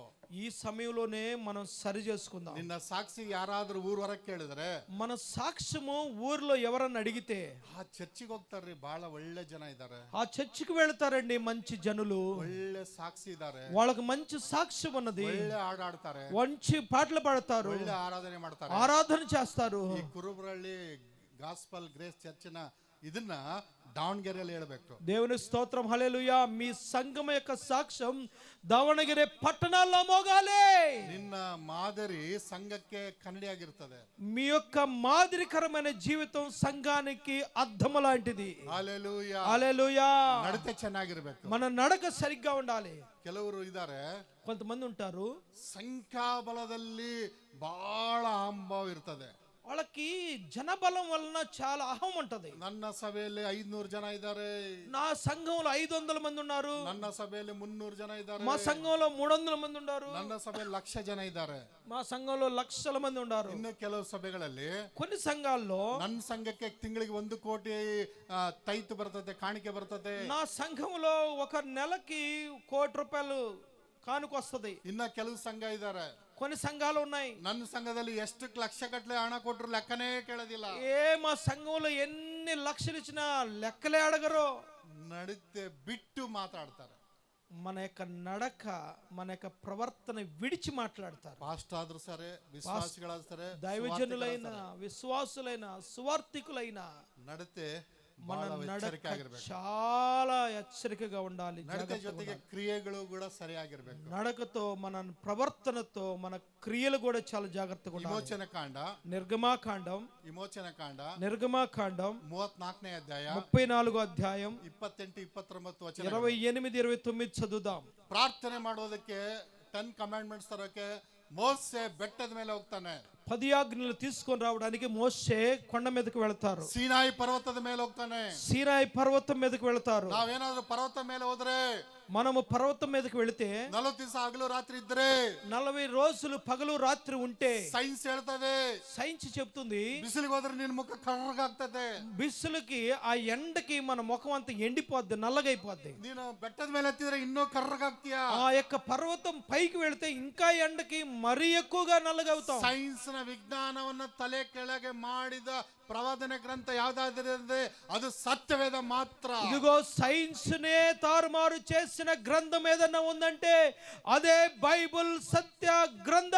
40 ದಿವಸ ಹಗಲಿರುಳು ಮೋಸೆ ಸೀನಾಯಿ ಪರ್ವತದಲ್ಲಿ ಇರ್ತಾನೆ. సీనాయి పర్వతం మీద రాత్రింబగళ్ళు 40 రోజులు పర్వతం మీద ఉంటారు. ಸೀನಾಯಿ ಪರ್ವತಕ್ಕೆ ನಾನು ಹೋಗಿದ್ದೆ.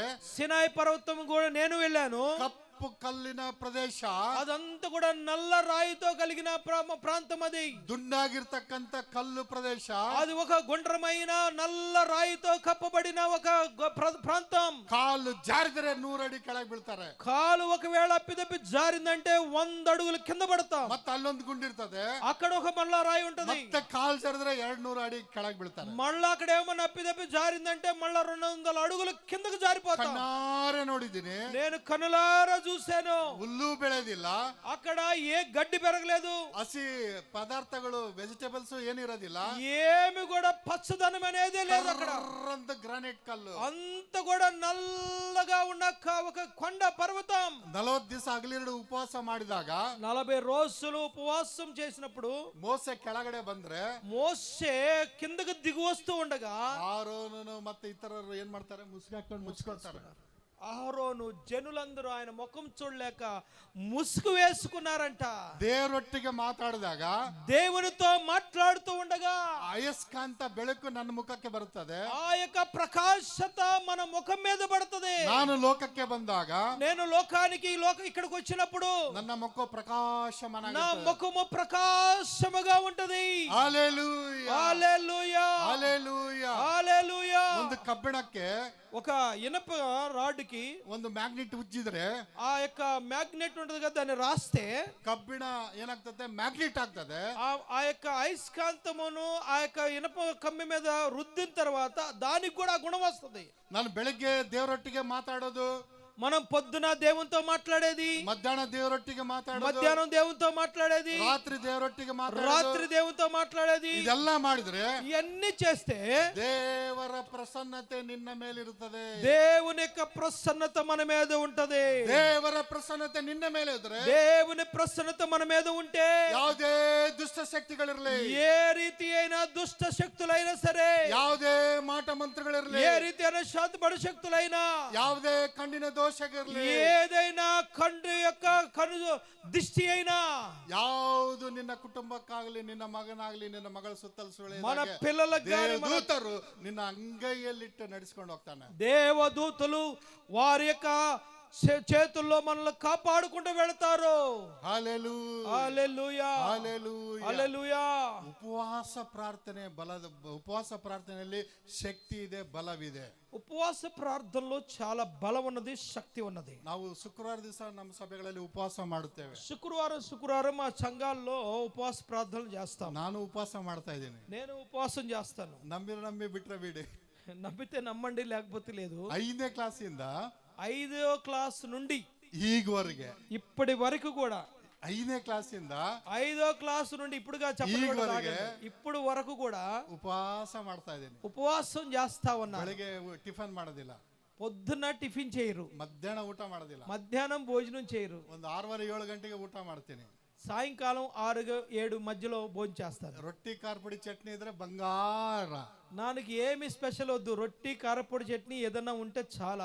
ಒಬ್ಬನೇ ಮಗ, నాకు ఉన్నది ఒకే ఒక కుమారుడు, అతనికి very good international business person, international business man, ಒಬ್ಬಳೇ ಹೆಂಡತಿ, ఒకే ఒక భార్య. ಎಲ್ಲರಿಗೂ ಇಬ್ಬಿಬ್ರಲ್ಲ, ಒಬ್ಬರೇ ಹೆಂಡತಿ.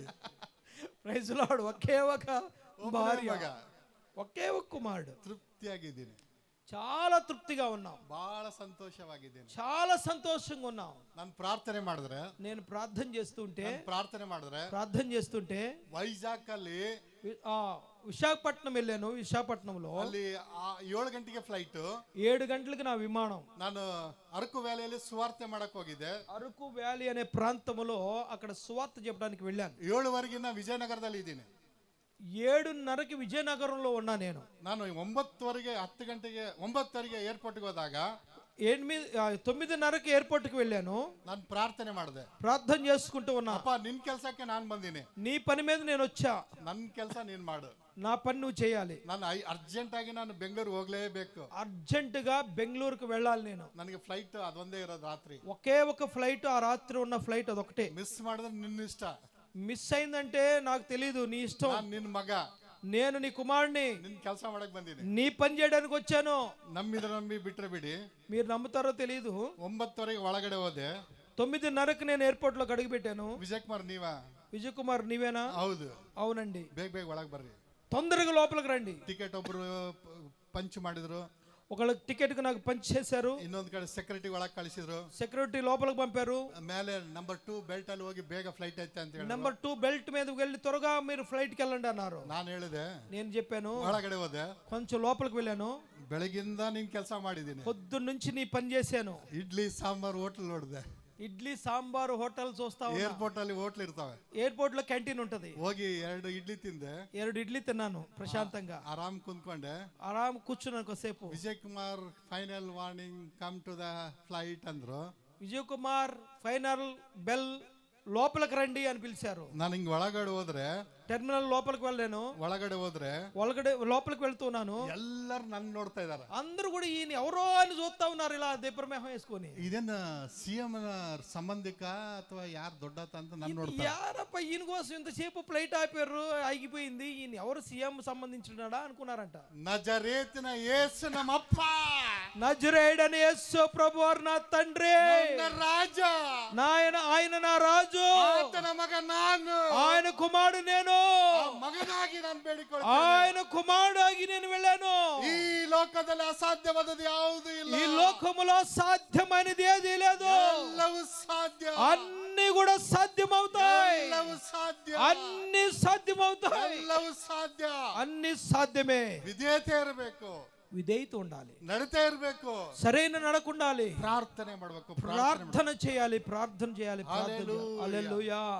ಎಜ್ರನ ಗ್ರಂಥ 2ನೇ ಕ್ರಿಯೆ, ఎజ్రా గ్రంథం, ఎజ్రా గ్రంథం, ಎಜ್ರನ ಗ್ರಂಥ ఎజ్రా గ్రంథం 4ನೇ ಅಧ್ಯಾಯ 4వ అధ్యాయం 21 22 21 22 వచనాలు. బిళ్ళాయారా ఇన్న ಮಾಡ್ಲಾ కంటిన్యూషన్ చేయాలా వదిలేసేయాలా? అయ్యో మేము గంగావతి వెళ్ళాలి. ఎజ్ర ఆల్ నైట్ ప్రేయర్ ಇವತ್ತು. ఓకే, ఈ రోజు ఆల్ నైట్ ప్రేయర్. ఎజ్రన గ్రంಥ ఓకే, ఎజ్రా గ్రంథం 4ನೇ ಅಧ್ಯಾಯ 4వ అధ్యాయం 21 22 21 22 తీసరా. ಸ್ವಲ್ಪ ಟ್ವಿಸ್ಟ್ ಹೇಳ್ತೀನಿ ಕೇಳಿ. కొంచెం మీకు ಟ್ವಿಸ್ಟ್ ಹೇಳ್ತೀನಿ, ಸ್ವಲ್ಪ ಕೇಳಿ. ఒక్క విషయం చెప్తాను, మీరు జాగ్రత్తగా వినండి. బాబిలోన్ సామ్రాజ్యಕ್ಕೆ ಇವರೆಲ್ಲರೂ ಹೋದ್ರು 70 ವರ್ಷ.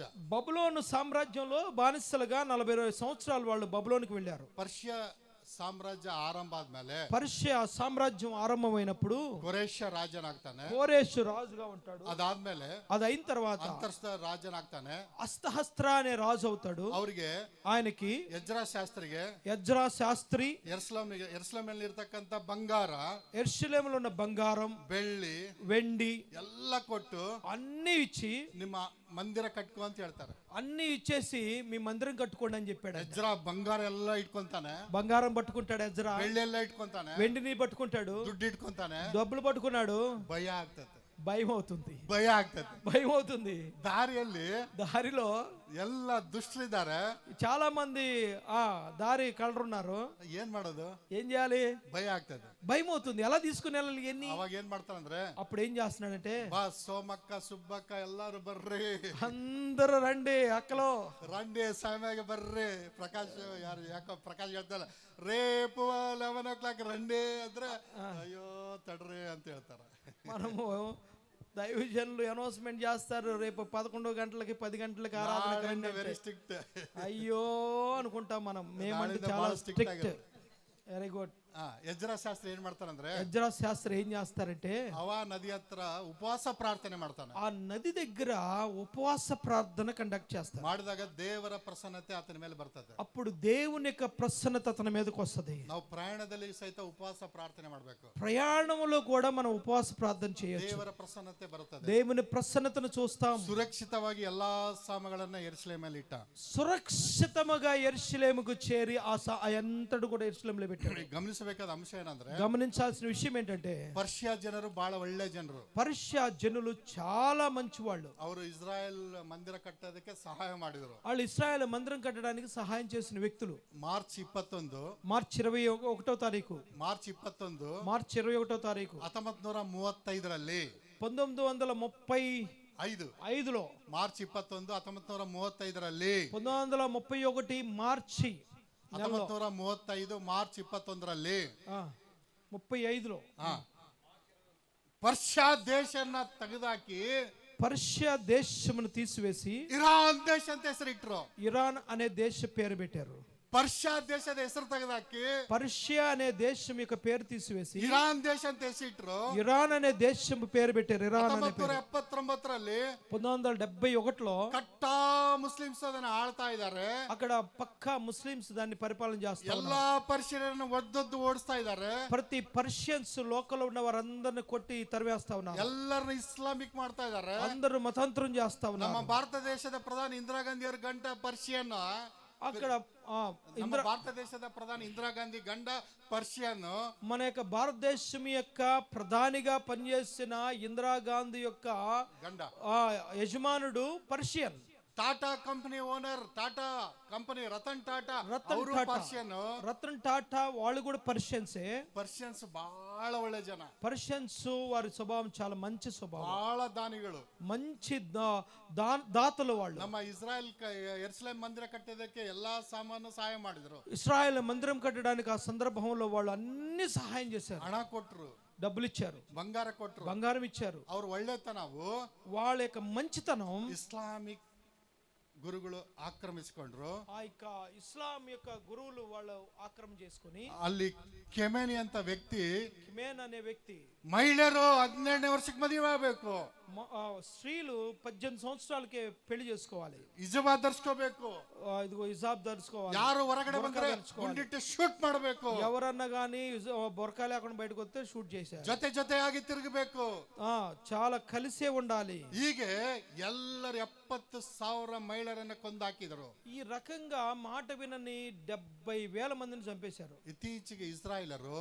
ఇప్పుడు ఇత్తిచ్చిన దినాలు ఇస్రాయేలీలు ಖಮೇನಿಯನ್ನೇ ಒಡೆದು ಬಿಸಾಕಿದ್ರು. ఆ యొక్క ఎంపరర్ నే చంపేసిన విషయం మనకు తెలుసు. ನಾವು ಪ್ರಾರ್ಥನೆ ಮಾಡಬೇಕಾಗಿದೆ, ప్రార్థన చేయాలి. ಯೆರೆಮೀಯನ ಪ್ರವಾದನ ಗ್ರಂಥ 49ನೇ ಅಧ್ಯಾಯ ಓದ್ಬೇಡಿ, 49వ ఇర్మియా గ్రంథంలో ಅಲ್ಲಿ ಕಂಪ್ಲೀಟ್ ಬರೆಯಲ್ಪಟ್ಟಿದೆ. అక్కడ స్పష్టంగా రాయబడింది, ಇಸ್ಲಾಮಿಕ್ ದೇಶ ಆಗಿರೋದ್ರಿಂದ ಇರಾನಿಗೆ ನಾಶ ಆಗ್ತಾ ಇದೆ, ఇస్లామిక్ రాజ్యములో ఉండడం వల్ల ఇరాన్ అనేది నాశనం అవుతా ఉన్నది, ತಿರುಗಿ ಅಲ್ಲಿಂದ ಪ್ರಬಲ ದೇಶವಾಗುತ್ತೆ, అక్కడి నుంచి మళ్ళా తిరిగి ప్రబలమైన దేశం అవుతుంది. ರಷ್ಯಾ ಮತ್ತು ಇರಾನ್ ಸೇರ್ಬೇಕಾಗಿದೆ, రష్యా ఇరాన్ చేరుతవి, ಗೋಗಾಗ್ ಮಾಗೋಗ್ ಯುದ್ಧ ನಡೀತಾ ಇದೆ. ఆ రెండు కలిసినప్పుడు అంత్యకాలంలో జరగనైన యుద్ధం గోగు మాగోగు అనే యుద్ధం, ಇಸ್ರಾಯೇಲ್ ಸರ್ವನಾಶ ಆಗಬೇಕಾಗಿದೆ. ఇస్రాయేలీలు నాశనం ಒಂದು ದಿನ ನಾಶ ಆಗ್ತದೆ, ಒಂದು ದಿನ నాశనం అవుతుంది. ಅದು ಮುಂದೆ ಇನ್ನೊಂದ್ಸಲ ಬಂದಾಗ ಅದ್ರ ಬಗ್ಗೆ ಸುವಾರ್ತೆ ಹೇಳ್ತೇನೆ. ఇంకోసారి దాని గురించి సువార్త చెబుదాం. ಯೆರೆಮೀಯ ಪ್ರವಾದನ ಗ್ರಂಥ 49ನೇ ಅಧ್ಯಾಯ ಓದಿ.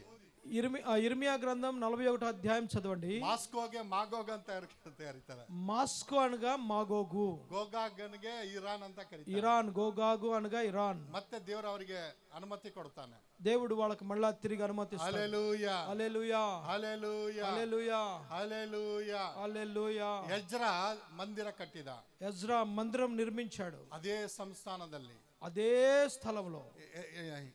ಮೂರನೇ ಮೂರನೇ ಒಂದು ದುಷ್ಟಾಂತ, మూడో సంగతి ಎಸ್ತರಳ ಪ್ರವಾದನ ಗ್ರಂಥ, ఎస్తేరు గ్రంథం 8ನೇ ಅಧ್ಯಾಯ 8వ అధ్యాయం 15-16 ವಚನಗಳು. 15-16 వచనాలు. ಅಲ್ಲಿ అక్కడ ಆಮಾನು ಮೊರ್ದೆಕೈಯನ್ನು ఇశ్రాయేలును ಸಂಪೂರ್ಣ ನಾಶ ಮಾಡ್ಬೇಕಂತ ಆದೇಶ ಆಗ್ತದೆ, సంపూర్ణంగా నాశనం చేయాలని ఆదేశం చేస్తాడు. ಅವಾಗ ಎಸ್ತರಳು అప్పుడు ఎస్తేరు ಹಗಲಿರುಳು 3 ದಿವಸ ಉಪವಾಸ ಮಾಡ್ತಾಳೆ, 3 రోజులు దివారాత్రులు ఉపవాసం ఉంటది. ಅದೇ 10ನೇ ಅಧ್ಯಾಯ 3ನೇ ವಚನದಲ್ಲಿ 10వ అధ్యాయం 3వ వచనంలో ಅದೇ ಮೊರ್ದೆಕೈ ಸ್ಥಾನ ಸಿಗುತ್ತದೆ, ఆయనకు ఒక అధికారం దొరుకుతుంది. ಆಮನಿಗೆ ಗಲ್ಲು ಶಿಕ್ಷೆ ಆಗ್ತದೆ, ఆమానుకు ఉరి శిక్ష వేస్తాడు. 10ನೇ ಅಧ್ಯಾಯ 3ನೇ ವಚನ ನೋಡಿದಾಗ 10వ అధ్యాయం 3వ వచనం చూస్తే ಮೊರ್ದೆಕೈ ರಾಜನಾದ್ಮೇಲೆ 2ನೇ ಸ್ಥಾನ ಬರುತ್ತದೆ. మొర్దెకై రాజునైన అశ్వరోషుకునకు ప్రధానమంత్రిగా నుండి, ನೀನು ಪ್ರಾರ್ಥನೆಯಲ್ಲಿ ಇರೋದಾದ್ರೆ, నీవు ప్రార్థనలో ఉంటే ತಂದೆಗೆ ಮೊದಲನೇ ಸ್ಥಾನ ಕೊಡಬೇಕು, తండ్రికి ప్రథమ స్థానం, 2ನೇ ಸ್ಥಾನ ನಿನ್ನ ಮಂದಿರಕ್ಕೆ ಕೊಡಬೇಕು, రెండవ స్థానము మనము దేవుని యొక్క మందిరానికి ఇవ్వాలి. ನೀನು ಯಾವ ಸ್ಥಾನ ನಿಮ್ಮ ಯಾಜಕರಿಗೆ ನಿನ್ನ ಮಂದಿರಕ್ಕೆ ಕೊಟ್ಟಿದೆ ಒಂದ್ಸಲ ಪರೀಕ್ಷೆ ಮಾಡಿಕೊ. మనము ఎవరికి ఏ స్థానం ఎలాగూ ఇస్తున్నాం, దేవుని దాసులకు మందిరానికి ఏ రీతిగా మనము విలువనిస్తా ఉన్నాం. సమస్య వచ్చినప్పుడు, రోగం వచ్చినప్పుడు, మదుವೆ ಆಗಿಲ್ಲ ಅಂದ್ರೆ, పెళ్ళి అవ్వలేదంటే, కష్టం వచ్చినప్పుడు, అప్పులైనప్పుడు, ಬೆಳೆ ನಷ್ಟ ಆದಾಗ, పంట నష్టం వచ్చినప్పుడు, అయ్యా ఉపవాసం ప్రార్థన చేయి, అయ్యా నువ్వు ఉపవాసం ఉండి ప్రార్థన చేయి. ఎవరు? పాస్టర్ గారు ఉపవాసం ఉండాలా, నువ్వు గట్టి తింటావు. కుటుంబವಾಗಿ ಬನ್ನಿ, కుటుంబంగా వద్దాం, కుటుంబంగా ప్రార్థన చేద్దాం. సంఘದಲ್ಲಿ శక్తి ಇದೆ, సంఘములో దేవుని శక్తి ఉన్నది, సంఘದಲ್ಲಿ బలವಿದೆ, దేవుని సంఘములో బలమున్నది, ప్రార్థನೆಯಲ್ಲಿ బలవిದೆ, ప్రార్థనలో బలమున్నది. ఇదే స్థలದಲ್ಲಿ ನೀನು ಪ್ರಾರ್ಥನೆ ಮಾಡು, ఇదే స్థలములో ప్రార్థన చేసిన యెడల, ఇదే స్థలములో ప్రార్థన చేసిన యెడల పవిత్రವಾಗಿ ನೀನು ಪ್ರಾರ್ಥನೆ ಮಾಡು, పరిశుద్ధముగా ప్రభు సన్నిధిలో ప్రార్థన చేసిన యెడల ಅಸಾಧ್ಯವಾದ ಕಾರ್ಯಗಳನ್ನು ಇವತ್ತೇ ಈ ಕೊಡಲೆ ದೇವರ ಆತ್ಮ ನಿನ್ನಲ್ಲಿ, ನಿನ್ನ ಕುಟುಂಬದಲ್ಲಿ, ನಿನ್ನ ಸಭೆಯಲ್ಲಿ ಮಾಡ್ತಾನೆ. ನಂಬಿದವರೆಲ್ಲ ಆಮೆನ್, ಹಲ್ಲೆಲೂಯಾ. ಸಾಧ್ಯమైన కార్యాలు మన కుటుంబంలో జరుగుతాయి. నడತೆ సరి ఇರಬೇಕು, మన యొక్క నడక సరిగ్గా ఉండాలి, క్రియ సరి ఇರಬೇಕು, మన క్రియలు సరిగ్గా ఉండాలి. ದೇವರದ ರಕ್ತ, ಸಿಲುವೆ ರಕ್ತ నన్నನ್ನು నిన్నನ್ನು పరిశుద్ధ ಮಾಡುತ್ತದೆ. దేవుని యొక్క కలువరి సిలువ రక్తము మనల్ని పరిశుద్ధులుగా చేస్తుంది. రోమాపత్రిక 5ನೇ ಅಧ್ಯಾಯ 9ನೇ ವಚನ, రోమాపత్రిక 5:9 వచనం, నీతివంతರನ್ನಾಗಿ ಮಾಡ್ತದೆ, నీతివంతులుగా చేస్తుంది. ఎఫెసీయులకు ಬರೆದ ಪತ್ರಿಕೆ 2ನೇ ಅಧ್ಯಾಯ 13ನೇ ವಚನ. ఎఫెసీ 2:15 దూరವಾಗಿದ್ದ నమ్మನ್ನು సమీపస్థరನ್ನಾಗಿ మన ಮಾಡುತ್ತದೆ. దూరంగా మనల్ని సమీపస్తులుగా చేస్తుంది. ఇబ్రియులకు బರೆದ పత్రిక 10ನೇ అధ్యాయ 19-20 వచనಗಳು. ఎబ్రీ రాసిన పత్రిక 10:19 ఆతను నూతన మార్గ కొడతాನೆ. ఆయన మనకు నూతనమైన మార్గము చూపిస్తాడు. దేవర సన్నిధిಯಲ್ಲಿ నిಲ್ಲಲು ధైర్య కొడతాನೆ. దేవుని యొక్క సన్నిధిలో నిలబడడానికి ధైర్యం ఇస్తాడు. రోమపత్రిక బರೆದ పత్రిక 6ನೇ అధ్యాయ 23ನೇ ವಚನ. రోమ పత్రిక 6:20 ఆతను నಮಗೆ నిత్య జీవದ కಡೆ ನಡೆಸುತ್ತಾನೆ. ఆయన మనల్ని నిత్య జీవము వైపు నడిపిస్తాడు. అపోస్తల కార్యಗಳು 4ನೇ అధ్యాయ 12ನೇ వచన. అపోస్తల కార్య గ్రంథం 4:12 ఆతన ಹೆಸರಿನಲ್ಲಿ ನಮಗೆ ರಕ್ಷಣೆ ಆಗುತ್ತೆ. ఆయన నామములో మనకు రక్షణ ఉన్నది. నడತೆ సరి ఇರಬೇಕು. మన నడక సరిగ్గా ఉండాలి. క్రియ సరి ఇರಬೇಕು. మన క్రియలు సరిగ్గా ఉండాలి. ఆతన రక్త నన్ನಲ್ಲಿ ನನ್ನ కుటుంబದಲ್ಲಿ ನಮ್ಮ సభೆಯಲ್ಲಿ కార్య ಮಾಡುತ್ತದೆ. ఆయన రక్తము మన ఇంటిలో మన యొక్క సంఘాల్లో మన జీవితాల్లో కార్యము జరిగిస్తుంది. కీర్తనల 1ನೇ అధ్యాయ 3ನೇ ವಚನ. కీర్తన గ్రంథం 1:3 ಕಾಲುವೆ ಪಕ್ಕದಲ್ಲಿ ನೆಟ್ಟ ಗಿಡದ ಹಾಗೆ ఇదిగో దేవుని వాక్యం నది యోరన నాటబడిన పచ్చని చెట్టు వలె ತಕ್ಕ ಸಮಯದಲ್ಲಿ ಫಲ ಕೊಡ್ತೀಯಾ. తగిన కాలమందు ఫలమిచ్చు. ತಕ್ಕ ಸಮಯದಲ್ಲಿ ಫಲ ಕೊಡ್ತೀಯಾ. తగిన కాలమందు ఫలమిచ్చుతావు. ಹಾಗಾದ್ರೆ ನಾವೆಲ್ಲರೂ ಸೇರಿ అయితే మనమందరం చేరి ಒಂದೇ ನಿಮಿಷದ ಪ್ರಾರ್ಥನೆ ಮಾಡೋಣ. ಒಂದೇ ನಿಮಿಷ ప్రార్థన చేద్దాం. అయ్యా నన్న క్రియ సరిపಡಿಸು. అయ్యా నా క్రియలు సరి చేయి. అయ్యా ನನ್ನ నడತೆ సరిపಡಿಸು. నా క్రియలు సరి చేయి. ನಿನ್ನ రక్తದಿಂದ నಮ್ಮನ್ನು శుద్ధీకరిಸು. అయ్యా నీ రక్తంలో నన్ను కడుగయ్యా. ಒಂದು ನಿಮಿಷದ ಪ್ರಾರ್ಥನೆ ఒక నిమిషం ప్రార్థన చేద్దాం. ನಿನ್ನ ಕುಟುಂಬದ ಜೀವನ ಚರಿತ್ರೆಯನ್ನೇ ಬದಲಾವಣೆ ఒక్క ಮಾಡ್ತಾನೆ. నిమిషం ప్రార్థన నీ కుటుంబ చరిత్ర మార్చబోతుంది. ನಿನ್ನ ಇತಿಹಾಸನೇ ಬದಲಾವಣೆ నీ ಮಾಡ್ತಾನೆ. చరిత్ర మారబోతున్నది. ಯಾರನ್ನು ನೋಡ್ಬೇಡ. ఎవరిని చూడవద్దు. ಕಡೆ ಕಡೆ ನೋಡ್ಬೇಡ. అక్కడే అటు ఇటు చూడవద్దు. పరిశుద్ధాత్మ నీలి కార్యం ಮಾಡ್ತಾನೆ. పరిశుద్ధాత్మ కార్యం జరిగిస్తూ ఉన్నాడు. ఆత్మలో కార్యం ಮಾಡ್ತಾನೆ. పరిశుద్ధాత్మ కార్యం జరుగుతుంది ఇప్పుడు. హల్లెలూయా. హల్లెలూయా. అయ్యా ನಾನು పాపి. అయ్యా నేను పాపినయ్యా. అయ్యా ನಾನು పాప అయ్యా ಮಾಡಿದ್ದೇನೆ. నేను పాపం చేశానయ్యా. ನನ್ನ ನಡತೆ ಸರಿ ಇಲ್ಲ. అయ్యా నా నడక సరిలేదు. అయ్యా ನನ್ನ క్రియಗಳು సరి నా ಇಲ್ಲ. క్రియలు సరిలేవు. ನಾನು ಮನಸಾಕ್ಷಿ ప్రార్థನೆ ಮಾಡ್ತಾ ಇದ್ದೀನಿ. మనస్సాక్షితో దేవుని సన్నిధానంలో ప్రార్థన చేద్దాం. ప్రార్థನೆ ಮಾಡ್ತಾ ఇದ್ದೀನಿ. ప్రార్థన చేస్తున్నానయ్యా. ప్రార్థನೆ ಮಾಡ್ತಾ ఇದ್ದೀನಿ. అయ్యగారు ప్రార్థన చేస్తారు. జీవనదిని నా హృదయములో ప్రవహింపచేయుమయ్యా నా యేసయ్యా. జీవనదిని నా హృదయములో ప్రవహింపజేయుమయా. శరీర క్రియలన్నీయు నాలో నశింపజేయుమయా. శరీర క్రియలన్నీయు నాలో నశింపజేయుమయా.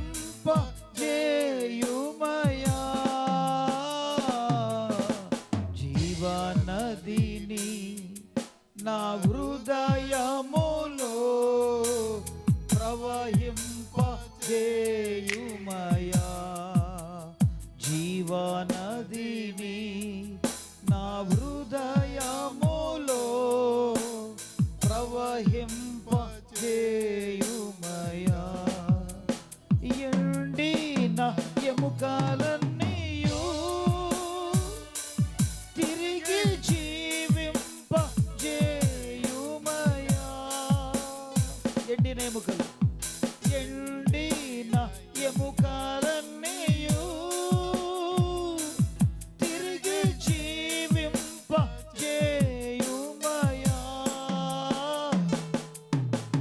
జీవనదిని నా హృదయములో ప్రవహింపజేయుమయా. జీవనదిని హృదయములో ప్రవహింపజేయుమయా. పరిశుద్ధనే పరిశుద్ధనే పరిశుద్ధనే పరిశుద్ధనే పరిశుద్ధనే పరిశుద్ధనే పరిశుద్ధనే. హల్లెలూయా హల్లెలూయా హల్లెలూయా హల్లెలూయా ಏಸಯ್ಯ ಸ್ತೋತ್ರ, ರಕ್ಷಕನೇ ಸ್ತೋತ್ರ, ಒಡೆಯನೇ ಸ್ತೋತ್ರ, ಆಲೋಚನಕರ್ತನೇ ಸ್ತೋತ್ರ. ನೀನು ಪರಿಶುದ್ಧನು ಪರಿಶುದ್ಧನು ಪರಿಶುದ್ಧನು ಪರಿಶುದ್ಧನು ಪರಿಶುದ್ಧನು ಪರಿಶುದ್ಧನು ಪರಿಶುದ್ಧನು ಪರಿಶುದ್ಧನು ಪರಿಶುದ್ಧನು ಪರಿಶುದ್ಧನು. ಭೂಮಿ ಆಕಾಶ ಉಂಟು ಮಾಡೋ ಸರ್ವಶಕ್ತನಾದ ತಂದೆ ನಿನಗೆ ಅನಂತ ಅನಂತ ಸ್ತೋತ್ರ ಸ್ವಾಮಿ. ಹೌದು ಸ್ವಾಮಿ, ಇಲ್ಲಿ ಕೂಡಿ ಬಂದಿರೋ ಪ್ರತಿಯೊಬ್ಬೊಬ್ಬರಿಗಾಗಿ ನಾನು ಪ್ರಾರ್ಥನೆ ಮಾಡ್ತಾ ಇದ್ದೀನಿ, ಪ್ರಾರ್ಥನೆ ಮಾಡ್ತಾ ಇದ್ದೀನಿ. ನಿನ್ನ ಆತ್ಮವನ್ನು ಸ್ವಾಮಿ ಈ ಸಭೆ ಮೇಲೆ 4 ದಿಕ್ಕುಗಳಿಂದ ಸ್ವಾಮಿ ಸ್ವಾರ್ಥೆಯನ್ನು ಕೇಳಿ ರಕ್ಷಣೆ ಹೊಂದಲು 4 ದಿಕ್ಕುಗಳಿಂದ ಜನ ಸಮೂಹ ಸ್ವಾಮಿ ಪ್ರವಾಹದಂತೆ ಹರಿದು ಬಂದು ರಕ್ಷಣೆ ಮಾರ್ಗದಲ್ಲಿ ನಡೆಯುವುದಕ್ಕೆ ನೀನೇ ನಿನ್ನ ಆತ್ಮದ ಮೂಲಕ ಆತ್ಮದ ಮಳೆಯನ್ನು ಈ ಸ್ಥಳದಲ್ಲಿ ಸುರಿಸಪ್ಪ. ನಂಬಿದವರೆಲ್ಲ ಗಟ್ಟಿಗೆ ಚಪ್ಪಾಳೆ ದೇವರ ಬಡಿಸೋಣ. ಹಲ್ಲೆಲೂಯಾ. ಪವಿತ್ರಾತ್ಮನೇ ಕಾರ್ಯ ಮಾಡು, ಪರಿಶುದ್ಧಾತ್ಮನೇ ಕಾರ್ಯ ಮಾಡು. ಯಾರ್ಯಾರು ಪಾಪಿಗಳಾಗಿದ್ದಾರೋ ಅವರೆಲ್ಲ ಪಾಪಗಳನ್ನು ಸ್ವಾಮಿ ನಜರೇತಿನ ಯೇಸುವಿನ ಹೆಸರಲ್ಲಿ ಅವರ ಪಾಪಗಳನ್ನು ಕ್ಷಮಿಸು, ಅವರನ್ನು ಬಲಪಡಿಸು, ಅವರನ್ನು ನೂತನಪಡಿಸು. ಅವರಿಗೆ ಬೇಕಾದ ಎಲ್ಲಾ ಕ್ರಿಯೆ ಕಾರ್ಯಗಳಲ್ಲಿ ಅವರ ನಡತೆಗಳನ್ನು ಸ್ವಾಮಿ ಸರಳಗೊಳಿಸಿ, ಅವರನ್ನು ನೂತನಪಡಿಸಿ, ಬಲಪಡಿಸಿ, ಕಾಪಾಡಿ, ಕಳಿಸಿ ನಡೆಸಿಕೊಡಬೇಕಾಗಿ ಯೇಸು ನಾಮದಲ್ಲಿ ತಂದೆ ಮಗ ಪವಿತ್ರಾತ್ಮ ಹೆಸರಲ್ಲಿ ಪ್ರಾರ್ಥನೆ ಮಾಡಿ ಬೇಡಿಕೋತೇನೆ ಸ್ವಾಮಿ. ಆಮೆನ್. హల్లెలూయా. గట్టిగా చెబుదామా? ఆకలేసిన వాళ్ళు గట్టిగా హల్లెలూయా.